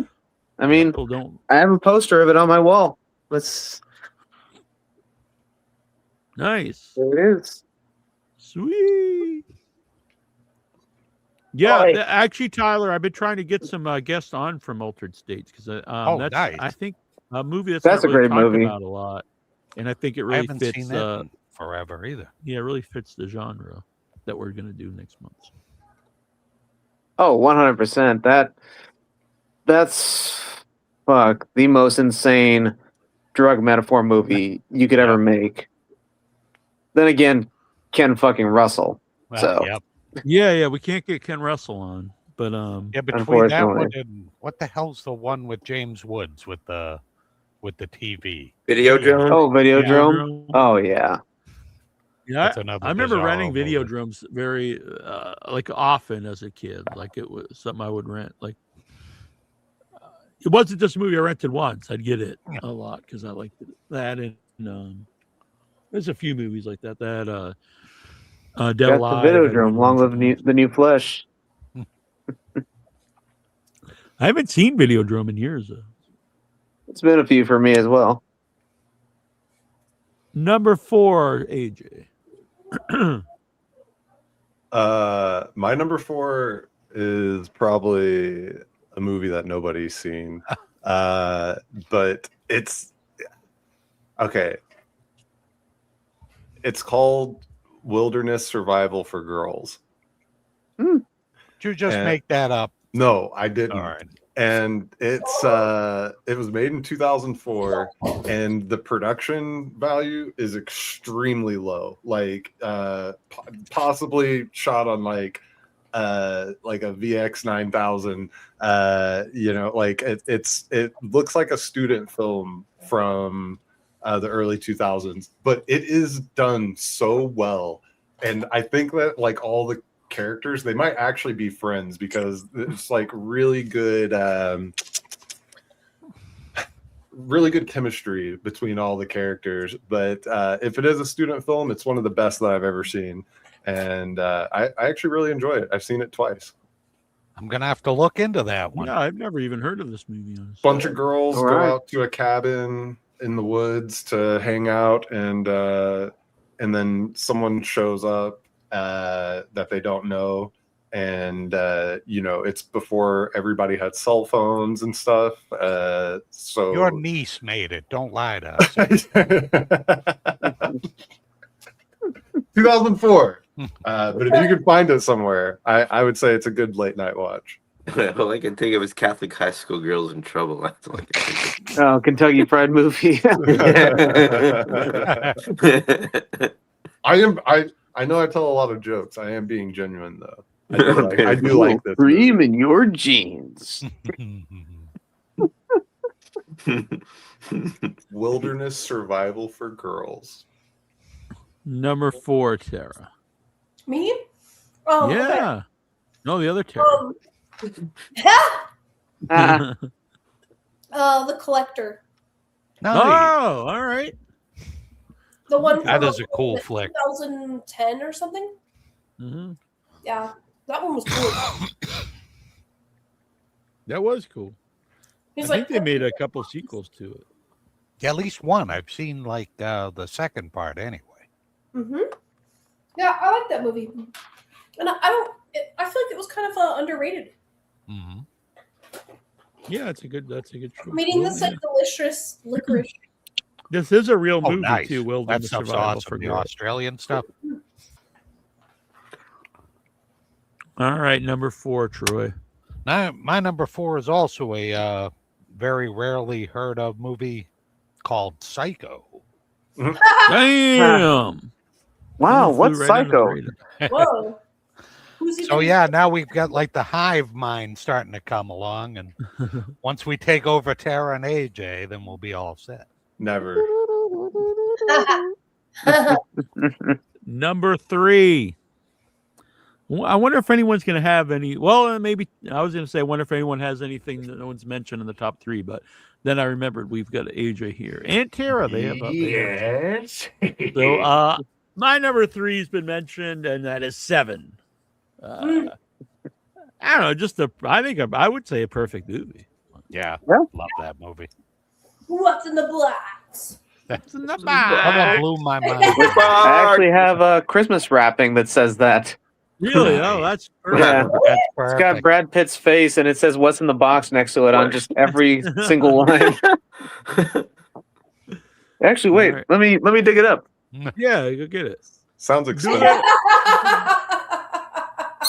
Do you have it in a box? Let me dig it out. It's like within arm's length. Oh, sweet. Oh, that's Let me- the ball. let me I make love Oh, it. that's great. That's cool. Best graphic I've ever seen in my life. That's cool. Ain't that Oh, What awesome? a handsome guy. Yep, that's the best. I No, just saw not bad. Morgan Freeman is doing he's narrating a dinosaur show on Netflix. Of Really? course he is. I started reading listening to the audiobook of the Bible because I had Whoa. Never seen that movie. not for religious reasons, never heard of but it. the only I read some of the Bible in English class. We did it in the Bible is in literature, and I just thought like if I should read the Bible, and so I started listening. And long story short, was Morgan Freeman was one of the narrators, but Oh, nice. Oh, nice. That's worth the price of admission right there. it was very boring. And then I was told like you have to get like past like a bunch of the stuff at the beginning. It's all about numbers, and then you. So I'll get back to it someday. So is it like Star Trek? There's only the odd numbers are boring, Yeah. and then the even numbers are good. Yeah, that's very true. The even for the original cast are great. The Wrath of Khan, the one with the whales, but the odd ones are not hot. Like the first one's pretty boring movie. Oh, first one I have never been able to get through it without falling asleep. I don't- 3, The Search for Spock's not great. 5, like they I have go a soft for spot for Lloyd, 1 it's and the 3, but the Klingon. rest, yeah. The Yeah, I voice mean, it's home. not bad, but compared to 2 and 4, that they're definitely The- True. good. And then 6 is a great send off for the original Yeah, I crew. agree. The undiscovered country. Yes, sir. Second start of the Big ride and start. straight on till morning. Yeah. Aw. I need to get so I was like anti Star Trek as a kid. I'm like fuck this, and then Troy made me watch it one time because I think they were showing them all. This is before you could binge watch stuff, and they were showing them all in order with like little interview things on Sci-Fi. So I watched them. Like, I remember that great. special. That was so good Yeah. when they did that. So, yeah. Then I was like, oh yeah, this is good. And then There's I a watched. movie. Yeah, the movie. I had already seen the movie, so I guess I'm lying a little bit there. But because I did like the movies, but I was like, oh, this show is probably stupid for whatever reason. And then Star Trek: The Next Generation is the first show I ever binge watched. I watched all of them. I was like, this rules. And then I was like, I need to watch all Star Trek. And then I started watching Deep Space Nine, and I was like, man, this show. And you sucks. hit a wall. Yep. Yeah, it's not great. Yeah. I don't know. I kind of liked that one more because they had more fun episodes. Yeah, It made me more think of the original series, Deep Space Nine, than Next Generation. Like that was. I do love the original I love series. Next Yeah. Generation. No, I love the original series. Next. Oh yeah. Gen. I mean, that was the introduction. I thought Voyager was real good too. I need to. I was getting I had the big grand theory of I'm going to watch them all in order, but I don't know if I'll ever get through all Deep Space Nine. So I should just go and watch some newer because I do want to watch the show with the old guy there. What's his name? Picard. Oh, Picard. Yeah. Yeah. I know he's not just the old guy, but you know. That was funny. Number 3, AJ. He's never been young. That's true. Yeah, Oh, he he's was old in Excalibur. Yeah. Damn right. Excalibur. Mhm. Him and I was Liam trying to- Neeson. I had the idea like I'm going to get some guests from Excalibur when we were doing Sword and Sorcery Month. But then I'm looking at the cast like none of these people are going to come on the show. Yeah, they're all. Helen Mirren, like, yeah, sure, I got nothing going on. Oh, at Buff, I saw Borman and the Devil, which is a documentary about Borman making Exorcist 2. Oh, Fucking snap. fantastic. This is a really great documentary, one of the best filmmaking documentaries I ever saw. And it's anyone who has ever made a movie or wants to make a movie, and it's about like this guy's making the movie he wants to make and he fails. Oh. And like and there's repercussions to that. Like he quits making movies for years. But then he comes back and he makes Excalibur, which is and I don't know, it's really great. There's funny stuff in it. There's some like kind of depressing stuff, but there's a lot of inspirational stuff. And my friend Jim McDonough got emotional watching it. I loved it. So whenever it comes out, it's playing festivals now. Borman and the Devil, it's great. Even if you don't care about The Heretic, you don't even ever have to have seen Exorcist 2 to really like this documentary. It's really about more than Exorcist 2. Ha! That's cool, AJ. Yeah, I like that look. That's cool. great. You All look right, like number a cool 3. character I want to see in a movie. Yeah. I'm in a movie. Oh, who's doing it? Yeah. My number 3 is The Devil's Rejects. Nice. And I do like House. House I probably like better, but I don't Really? know. I prefer Devil's Reject. But Devil's Reject I is do definitely too. more of a serial killer movie. Yeah, I feel like it I liked it a lot because it like humanized them, Yeah. which was really funny to me. And I also, when I didn't have a car and I really loved this movie, I had a girlfriend who had a car and I was like, you got to watch this movie. I love it. And then she was like, I don't think we should be together anymore. For reals? Yeah, for real. She really did not like it. It was a date night. What a wuss. I was like, come on, you're going to love this. And then I think it was about the part where he's like torturing them in the hotel room. And she was like, yeah, are you good? Like this, I don't like this. And I was like, what? You don't like this? I was like, this is like one of the best parts. You know what would have been great is if the deal breaker was Tutti fucking Fruity. It's like, you're not with this. Commandeer a car on important clown business. Tutti fucking Fruity. There is no fucking ice cream in your fucking future. You definitely should do more Bill Moseley. I think so. I think it's time to pull out Otis. Hell He's yeah. also like kind of jacked in that movie. And Yeah, true. it's supposed to be like what, like a day after House or something? Just like- Yeah. All the I think characters he's no are longer actually an albino either. his Right. character's like a completely different character from the first movie. Oh yeah. Where The albino thing was supposed to be because he was living off of human flesh. And so it was like thinning his hair out and making his skin real white. But yeah, they just totally abandoned that completely. And then they're like, we're going action this time. yeah, Action I prefer Western-ish. I prefer that movie. Oh, me too. The second one's Ditto. fun. No, I mean I prefer Devil's Rejects. The Yeah. third one is unfortunately not good. But I don't mind it. It's like Breaking Bad, man. You got to know when to stop. You know what I mean? Yeah, because you do. I was curious for the third one because like the first and the second movie are two different genres, and it's like, well, what do you do for the third one? Like, is it a romantic comedy or something? Zombie film. You wish. That's a good pick, though. And regardless if you like one or two better, I do think two's more of a serial killer movie. Oh yeah. And I also like the fact that by the end of that movie, like, even though they're terrible people and you should want them to die or at Feel least get bad their for 'em. comeuppance, yeah, you're feeling bad for them, which I think You I have always like to. that. Yeah. I mean, or unless you're just like a heartless bastard who doesn't cry while Freebird is playing. Aw. Sid Haig's first ever guest on the show, as I mentioned. Bill Crazy. Mosley's been on several times, and Sherry Moon Zombie's been on. I think she doesn't really do a lot of podcast interviews, so that's cool.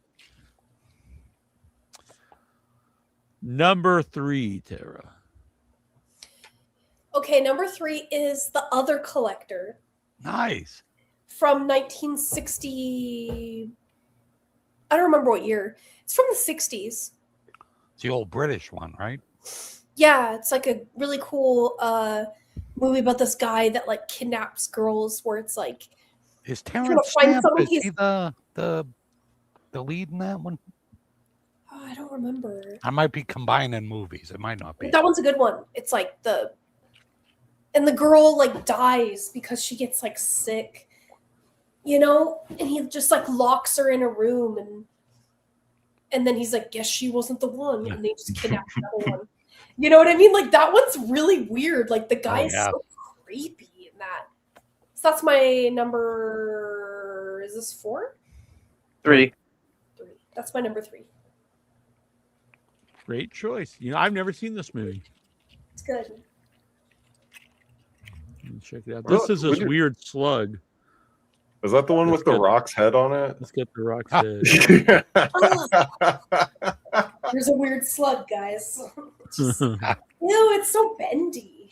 Yeah, I know. I kind of like it. Gooey. I've mentioned this before. I need to fiddle with something at all times in my hand. That's why I have a Ric Flair doll over here. But right now we're playing with this.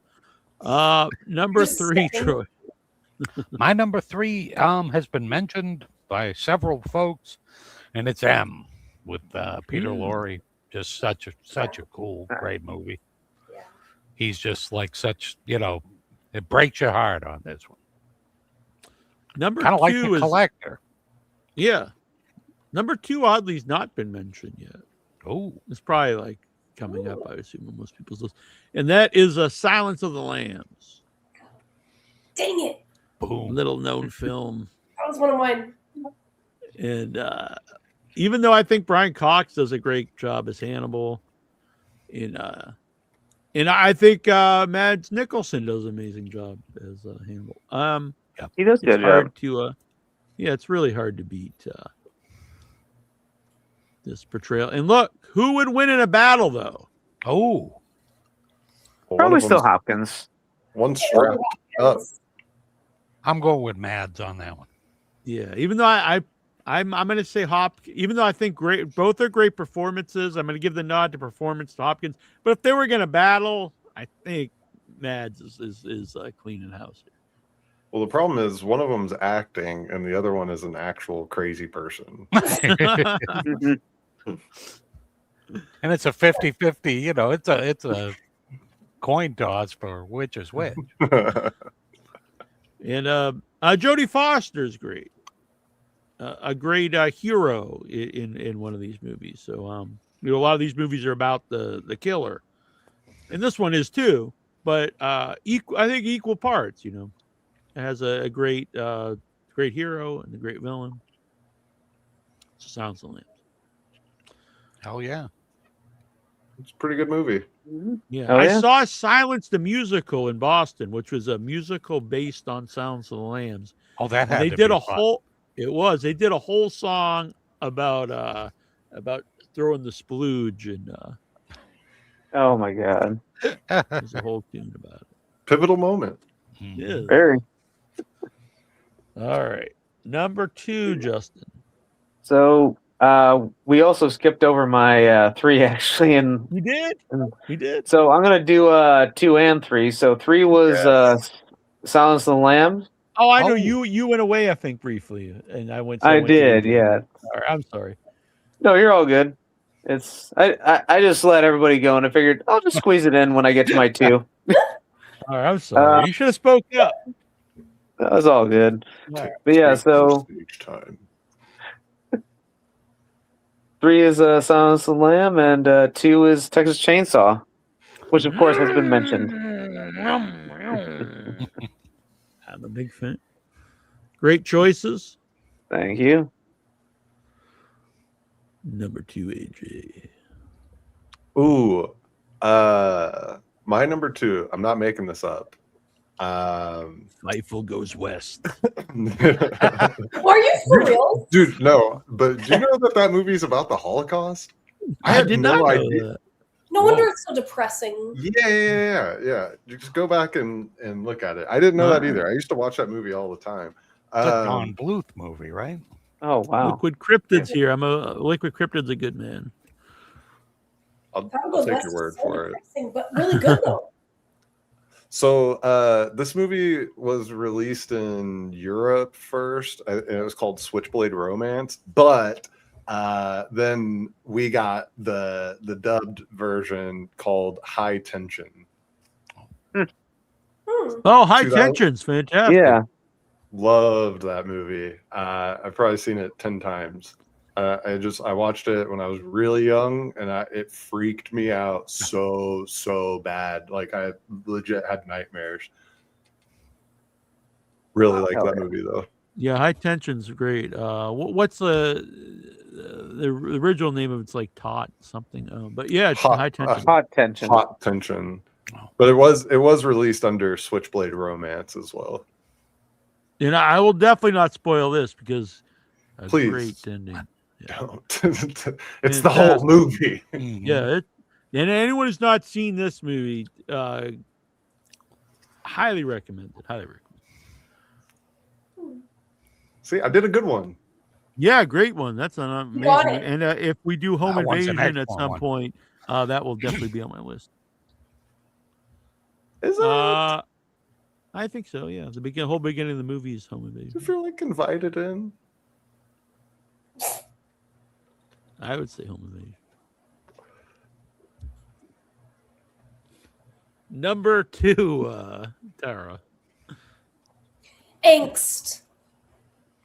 Angst. Ooh, I don't what's know if I that? know this movie. It's like an Yeah. Austrian film. I think it came out in like the late 80s, early 90s. And it is very disturbing. It's like this serial killer and he just goes on a rampage, but I don't know. I don't know how to describe it without spoiling it, but just watch it. It's very disturbing. All right. That's one I'll add to the list. Yeah, it's the creepiest part about it was showing the serial killer and how exhausted he was. Because it shows the kills like in real time, where he's just like he's exhausted. I just looked trying this to up. kill them. Yeah, I've seen this movie from early 80s. Early 80s. Yeah, it's very disturbing. Angst. Good Yeah, I pick. don't think I've ever seen this one. I do enjoy it. Tyler's really upset at you guys for putting Silence of the Lambs at top 5. Thank you very much. Well, Really? I mean, I think you almost have to have it in your top, like 3. Yeah. Yeah, no, I would say 2 or 3, or even number one for some people are the good spots for that one. I mean, it did win Best Picture. Yeah, Yeah. deserving. It also won Best Bulge. I'm just kidding. I don't know.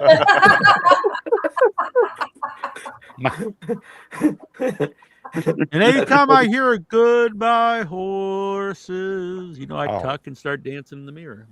That So, is one of my favorite songs. Was it Multiple Migs? That was his name. Multiple Character. Migs is the one who throws the splooge, yeah. Yeah. And then he freaking kills him in another room, talks him into killing himself. That's Yeah, how yeah. powerful Hannibal Lecter is. Number 2, Troy. My number 2, I was debating. It's gone from my 1 to 2 back to 1. Now it lands at 2. And it's also Silence of the Lambs. Damn, Tyler's going to be So now pissed. Tyler's going to be mad at me too. Tyler's That's fine. furious. Tyler's like, fuck you guys. Tyler hates you guys right now. By the way, any Kung Fu fans here? Like Yep. Kung Yes. I Fu dig movies? Kung Fu. Yeah. Yes. Are you kidding me? Yeah. Shaw movie- Brothers all the way. The movie The Furious is coming out soon. It's Oh. fucking amazing. And I'm not a huge Kung Fu fan. It was the closing movie at Buff, which they picked a perfect movie because, like, you're kind of sad at the end of the festival. Sometimes it's a somber movie and you're just like bummed. They put on this crazy action movie and then it goes out in a bang. And I watched it with my friend Miriam. It was a perfect movie to watch with her because she like really reacts to everything. It's all this, I'm hearing myself. I think it's Justin's side. But anyway, The Furious, it's coming out. I don't know a lot of Kung Fu people, but apparently it's got a ton of Kung Fu stars in it. And what really added to it too is they had security there, like armed security, because I guess they didn't want people to steal the movie or bootleg it. And the whole movie, they're just standing there, stone face in black suits with red ties, just standing there. Then as the credits roll, they're just standing there with their arms crossed. And I was like, what the hell? Like they nobody should could- just bring don't those get any guys to idea. every screening of the movie. Like that's like some danger to you're watching a movie. Like do you have to fight these guys to get out of the theater? Like, what the hell is that? That adds to it, You better clap. See, it's great. It's Or wild. get the clap. Reminds me of what my new favorite bumper sticker, which was everybody really Kung Fu fighting? Mm.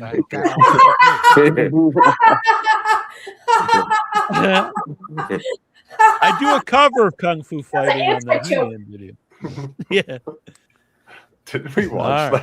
that? That's the, Yeah, we did. the episode. That where was the Tara inspiration started for us to getting- start doing That was short films insanity. together. Tara was very concerned for you She's after like, that what, episode. Neil? What is wrong with you?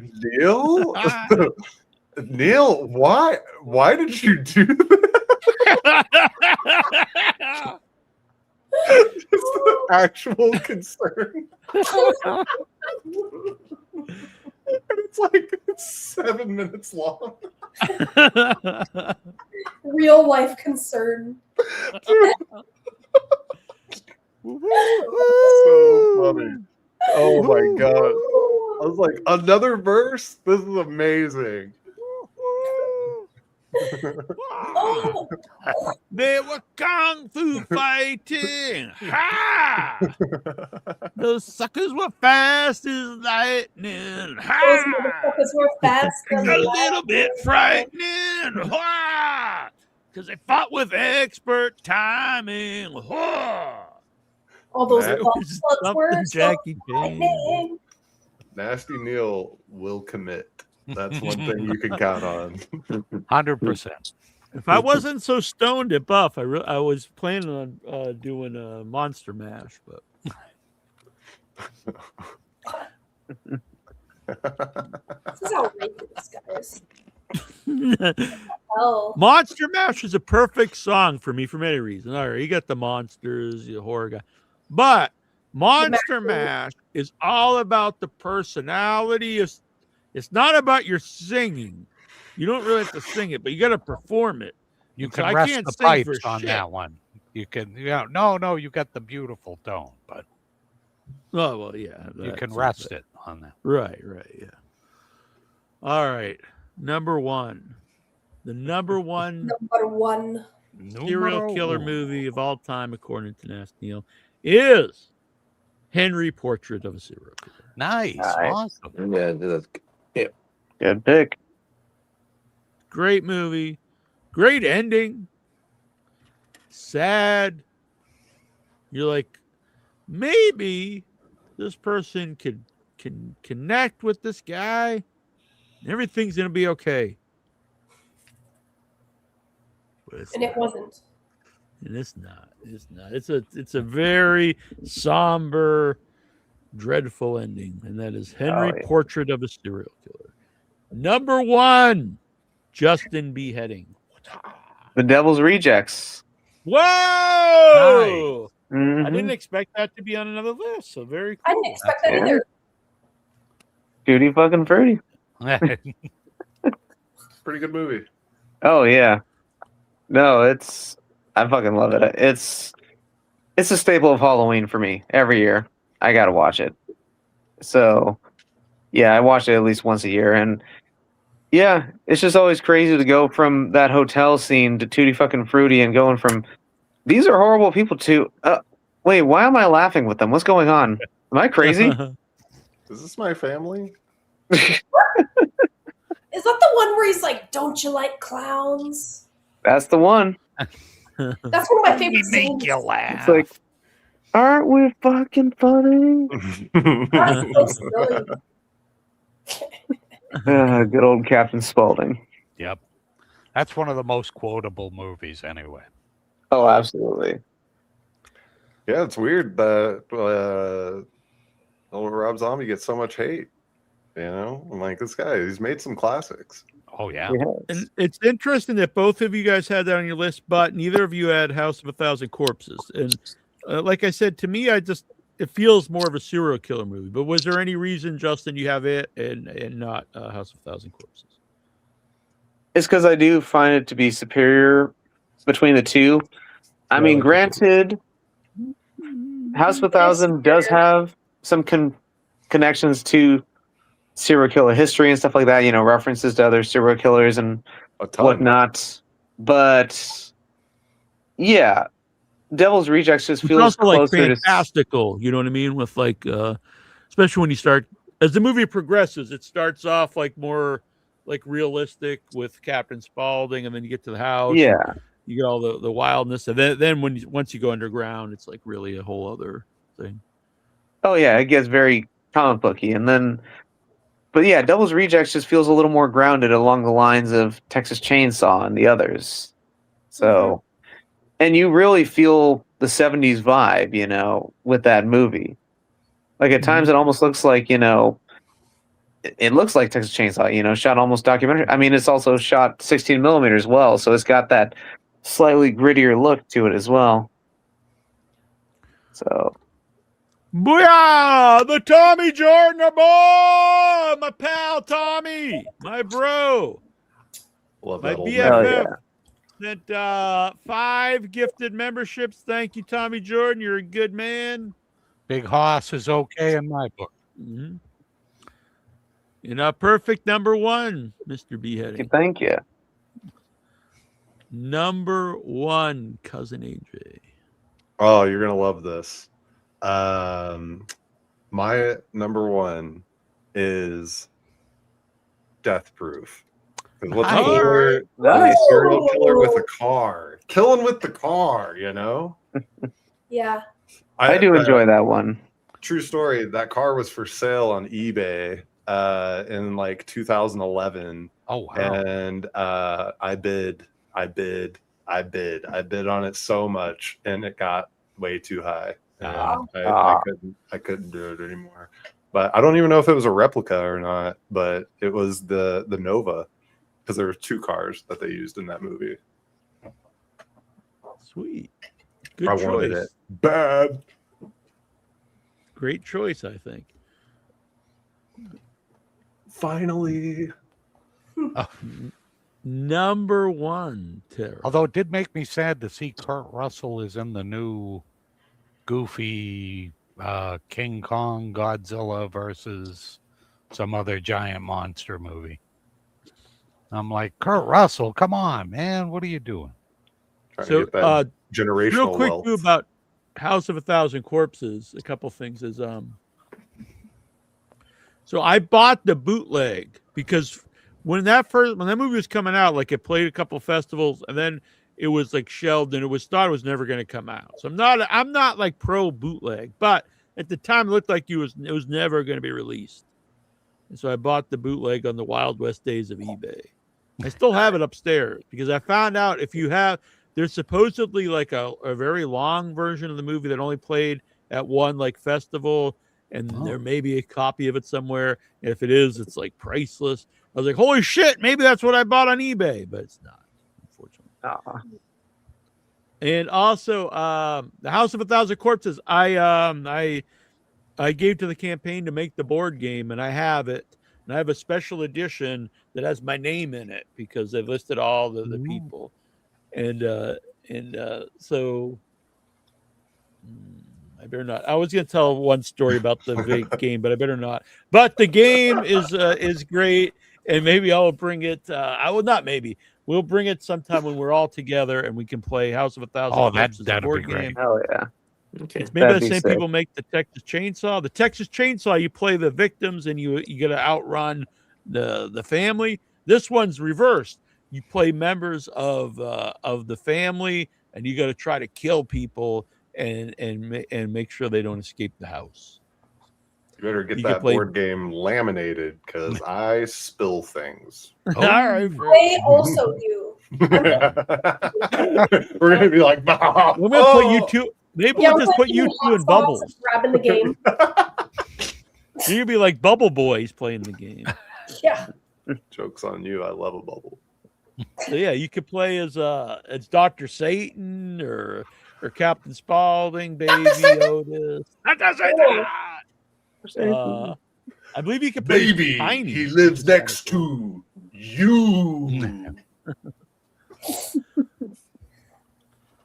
All right, you're number one, Tara. Mine? Oh, okay, I'm sorry if it's cliche, and it's been said a million times, but Silence of the Lambs. Nice. Hell yeah. Sweet. That film Great was number one. really. I didn't watch that film till I don't know, maybe like 7 years ago, and I'm always like, "What's the Really? big deal? It sounds like shit." And then like I finally watched it, and I'm like, "Oh, this film is like really disturbing," Mm-hmm. and that's my number one A lot of people's comfort film. Oh yeah. It's mine. comfort film. It's interesting. Yeah, it's a great movie. Yeah, you can't go wrong with Silence of the Lambs. No. Not at I'm all. trying to. Oh, here we go. But so, great choice, Tara. And I know Tyler will be upset, but Tommy's because I can't see in here, so I didn't log into the. Anyway, the 5 people who got the free gifts from Tommy Jordan are Tyler, the Perfect Storm, Liquid Good. Cryptid, Peanut Butter 66. Pretty cool that it's a bunch of people Nice. in the chat right now. Ragged Man 78. And Ellis, Jake Hudson. Wow, he Congrats, guys! Yeah, Congrats! congrats, everyone. You got it. Boy. We're gonna send you all of our used underwear. I'm wearing long. If you say that, Terry, I think Tyler might send you like $200. Really rage baiting. There's gonna be like any- little shit stains on it, you know? Skid marks. Yeah, some skid marks. Like weird stuff on it. Right, here you go. A little gummy worm in the middle. Crazy. Better than a tapeworm, I guess. There may Number- be tape worms. I can't guarantee it. Who was it I was interviewing recently? Was it on the show? They were saying they thought they had tapeworms. Oh, it was Constance. Oh, that's right. Constance Payne last week. That was crazy. Yeah. Yeah. So yeah, Constance. She had we're the gonna deer get her on balls the- in her pocket with The- ticks on them. The deer balls clip was Yeah. wild. It was like, what? There was another clip, AJ, where she thought she had worms and like was sit because like I guess if like worms will come out with like milk, and so she was like gonna sit on like a bowl of milk. And, I don't know. Turns But- out it was butt hair. It was just butt hair. Yeah, it was butt hair. It's butt I missed one. hair. All right, number one. So Constance is gonna come back on one of the theme shows. That'll be fun. Yes. Make it a nasty one. Number one, Troy. My number one's also been mentioned. This movie blew my mind when I saw it, and even if I watch it like today, it's still brilliant in my mind. And it's Seven. Seven, I love so much. Hell yeah. Yay! yeah. Seven's good. Yeah, seven's Great great. choice. Very So there we go. disturbing. Alrighty. Surprised Very we don't well. get gloves. I'm a little disappointed. Only me and AJ did. I know I should have worn. I think gloves really would have put over my my costume. But in my That would have defense, I been need perfect for I need to fiddle with stuff on the show to stream it, True. and I can't. Oh, It's hard fair. to do with gloves. gloves would have been a good fit for me for sure, even being basic. It would have just worked out perfectly. So I think Justin's probably getting a little sleepy. Yeah, I gotta start getting ready for bed because I got work before the crack of dawn. So Boo. I know it is what it is. But Any honorable Justin, we love mentions? you and thank you for coming on. Yeah. no worries. It's Thank- always a pleasure, my friend. I gotta make sure Work she's on- not trying to escape. She's No, being a for little sure. asshole tonight. Oh, for sure. No, but thanks for having me. No, Troy, no honorable mentions that I could think of. But thanks for asking, though. But no, yeah, good seeing everybody. Neil, AJ, Craig, Troy, Tara. I'll Thank see you guys later. We will see I'll you see you again, soon, my all friend. right, my Out. friend. You Yeah, shall. bro. See you guys very soon. Have a good night. Bye. Good night. Bye. Good night. Anybody have any honorable mentions? Well, can I mention a few? Because I know Sure. that we were talking another thing. I was thinking one was, for me, was Dr. Fives. Excellent I'm a choice. huge I Dr. never even Fives thought fan. of that. Yeah. Dr. Fives, I thought of House of Wax. Holy shit! AJ looks like the kid from Fat Albert. It's weird it's hair. Is that Mushmouth. Mushmouth? Mushmouth. I'm about buddy about I've that. never seen anyone wear that movie before. Now I know what. Oh, I'm sorry. I just saw it. It popped up in my head. AJ, go you're on, like Chris. schooled on Sunday. No ass. That's silly, guys. I'm here to play. That's another callback. Knock one. I like that. I wouldn't have thought of Dr. Fives as a serial killer movie, but he definitely is. Oh, when you yeah. think about it. I thought about House of Wax because, when I thought about Vincent Price, I thought, whoa, House of Wax. I thought too because he, does that. I mean, I was actually thinking of Blood-Sucking Freaks, but I don't know if they exactly kill people. They do. Yeah, But, I'm a huge fan of Blood-Sucking Freaks. oh yeah, it's one of my favorite. I think I told you I worked with Ralph Kanefsky, who did that movie. His father was the editor of that. Oh, really? Yeah. So it was like meeting a hero when I met his father. There's Nothing Out There was this guy Ralph Kanefsky, one of the first movies I ever worked on. And his father was the editor on that movie, and I was like, oh my god, your father was that guy. So it was like that. AJ, you look so silly. That's what I'm going for. Silly. I'm trying to be scary, damn it. I actually did a play with multiple names, actually. Really? Yeah, I did a play with him called Crap's Last Tape, which was, forgot who the author was, but years ago I did actually a play with him. I've not seen this movie. I saw you mention earlier, and I didn't want to bring it up Good in case flick. someone had on their list. But Tyler, can I submit Man Bites Dog as an honorable mention? Yep, that's a good one. Yes, you may. I'm glad that you gave him the okay to do that. You have my approval. So Well, I know better- we've been going quite a long. Do you want to save some of these other things for just another show we could do sometime? Sure. Yeah, we could do a part 2. Yeah, because I think if we start all these debates, we're gonna be on here till like 2 a.m. or something. Oh, yeah. Well, Yeah. we could hit some All of right. the honorable mentions if you want. Oh yeah, honorable mentions, 100%. And Oh, then yeah. I think save the debates for another show. What do you think? Perfect. So do you have some, Troy? I do. I have Kiss the Girls, which is a really Oh, good that's a one if good you one. haven't seen it. And I Saw the Devil, which almost made my list. It's a really, really cool Asian serial killer flick. Mhm. That one is a good one. For ones that I don't think I have too many that's not been mentioned. Creep. I love Creep. Creep is That was such awesome. a good one. Yeah. Yeah. The series is real good too. I I've not think watched it. I need yeah. to check that out. I thought it would get a little tedious, like how many different things can you do? But Yeah. I really dug it. I saw the Devils in Tyler's top 5 for sure. Yeah, and then so we have a bunch of debates we were going to do. We'll do them on part 2. We were gonna And have also, a part 2, Yeah, I think we could do TV shows. and we're Oh we're yeah, I also had a bunch of in, TV shows. and gimp I- suits. Oh yeah.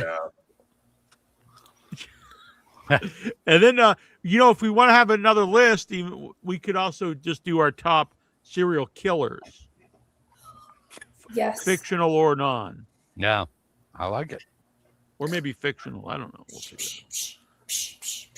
But any other honorable mentions, Tara, that has not I'm been gonna save mentioned? it for the next show because I don't want to run out of ideas. Oh, all right. And Mr. AJ, do you have any? I'm gonna throw one out from the chat that I totally agree with, which is Heathers. And I've seen Heathers. Yeah, that was a real big movie when I was when I was like a teenager, I believe. Well, I Did saw anyone- Mean Girls first, and Oh. then I saw Heathers, and I was like, whoa. What's happening here? Did I sing a song? Yeah, you can sing a song to us. Out of your butt. Hey. Nobody mentioned Natural Born Killers, did they? Did that? Oh make it? no, I had that. I thought about it too. So yeah, I would definitely have that as an honorable mention. Mm. I'm a fan. Seems like Seems we like can do that's another kind of a show cool on movie to this. dislike now. Yeah, I did not know this topic would be this extensive. Who knew? I know. Yeah. Yeah. Like, we have another good 3 hours of this Could topic. have a whole marathon on this one. Yeah. So get together your list of just your top serial killers, maybe serial killers from movies. So like your favorite ones from it could be a real one from the movie, but I think that would be fun. And then we'll go over the rest of these debates on an upcoming show. Next week is it's going to be a late night version of the show with Todd Rohal of Fuck My Son and Becca Kozak of Sugar Rot, 2 divisive movies. We're going to talk about movies that are divisive. It's going to be an interesting show, I think. And Monday, Tara and I and AJ and Troy are welcome to join us as well. We will be live with Brooke H. Sellers, the director of The Cramps, a period piece, which is Nice. a great film. Yeah, I just did an interview with Miriam Oken, my indie filmmaker who had her new film Jaw premiere at Buff. So that's on the website. And there'll be some other cool interviews coming up. So hit the like button, subscribe, help support the channel, become a member, send out or gift memberships like our boy Tommy here, and leave some comments and share it out to the world. We would appreciate it. And we'll have I got to get to work on I need to make a whole new Discord name apparently. And It's really easy. And pretend you're someone else that isn't quite Yeah. so evil and exactly. is allowed on Discord. I think I might keep this there. I kind of like it. I like it. would. Just get the staple gun. Boom, boom, boom. JJ's We're not good good to to go. It disturbed my mom. She thought it looked like a real creep. Do the hair But I was looming for trying men, to. you know? Yeah.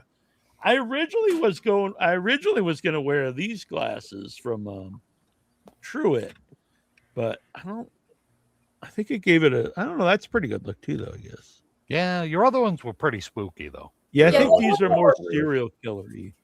Yeah. Those are the- Yep. All right. Just want to take some pictures. Well, You we have can your take arm in a sling or screenshots. Is anyone singing to us? I look like the lemon meme. I can't take any pictures. Look like Lemon Party. Lemonhead. Oh, I could go for a bag of lemon heads right now. I think you're gonna go for some Lemon Parties. Whoa. It looks like bananas in pajamas. Tara is Bananas and pajamas. the new queen. It's bananas and pajamas, buddy. Bananas are They're coming down the stairs. Yes. Yeah, Brown. In pajamas. That works. Chasing teddy bears. Good night, vagina wrinkle. So for people who don't Thank know, Keanu C. Thompson out there, she says I'm too sweet to be nasty, so she calls me Brown Sugar Neal. That's what that means. No. What? You're not supposed to laugh at that. You're supposed to say that makes perfect All of us are all no. sense. But she's never argued with my moniker. You know, it's never been like, "Oh, you're not terrible." You know, Yeah, that would make sense. you sweet mama jamma, Troy. You know? All right. Well, we're taking off vagina wrinkle. So until next time, this is Nasty Neal. Good night. Thank you. Terrible Troy. I'm your cousin AJ. This is Tara Hutchison. It's Creepy Craig. Thank you.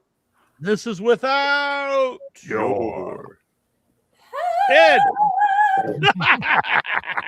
Hey. Ah! Ah!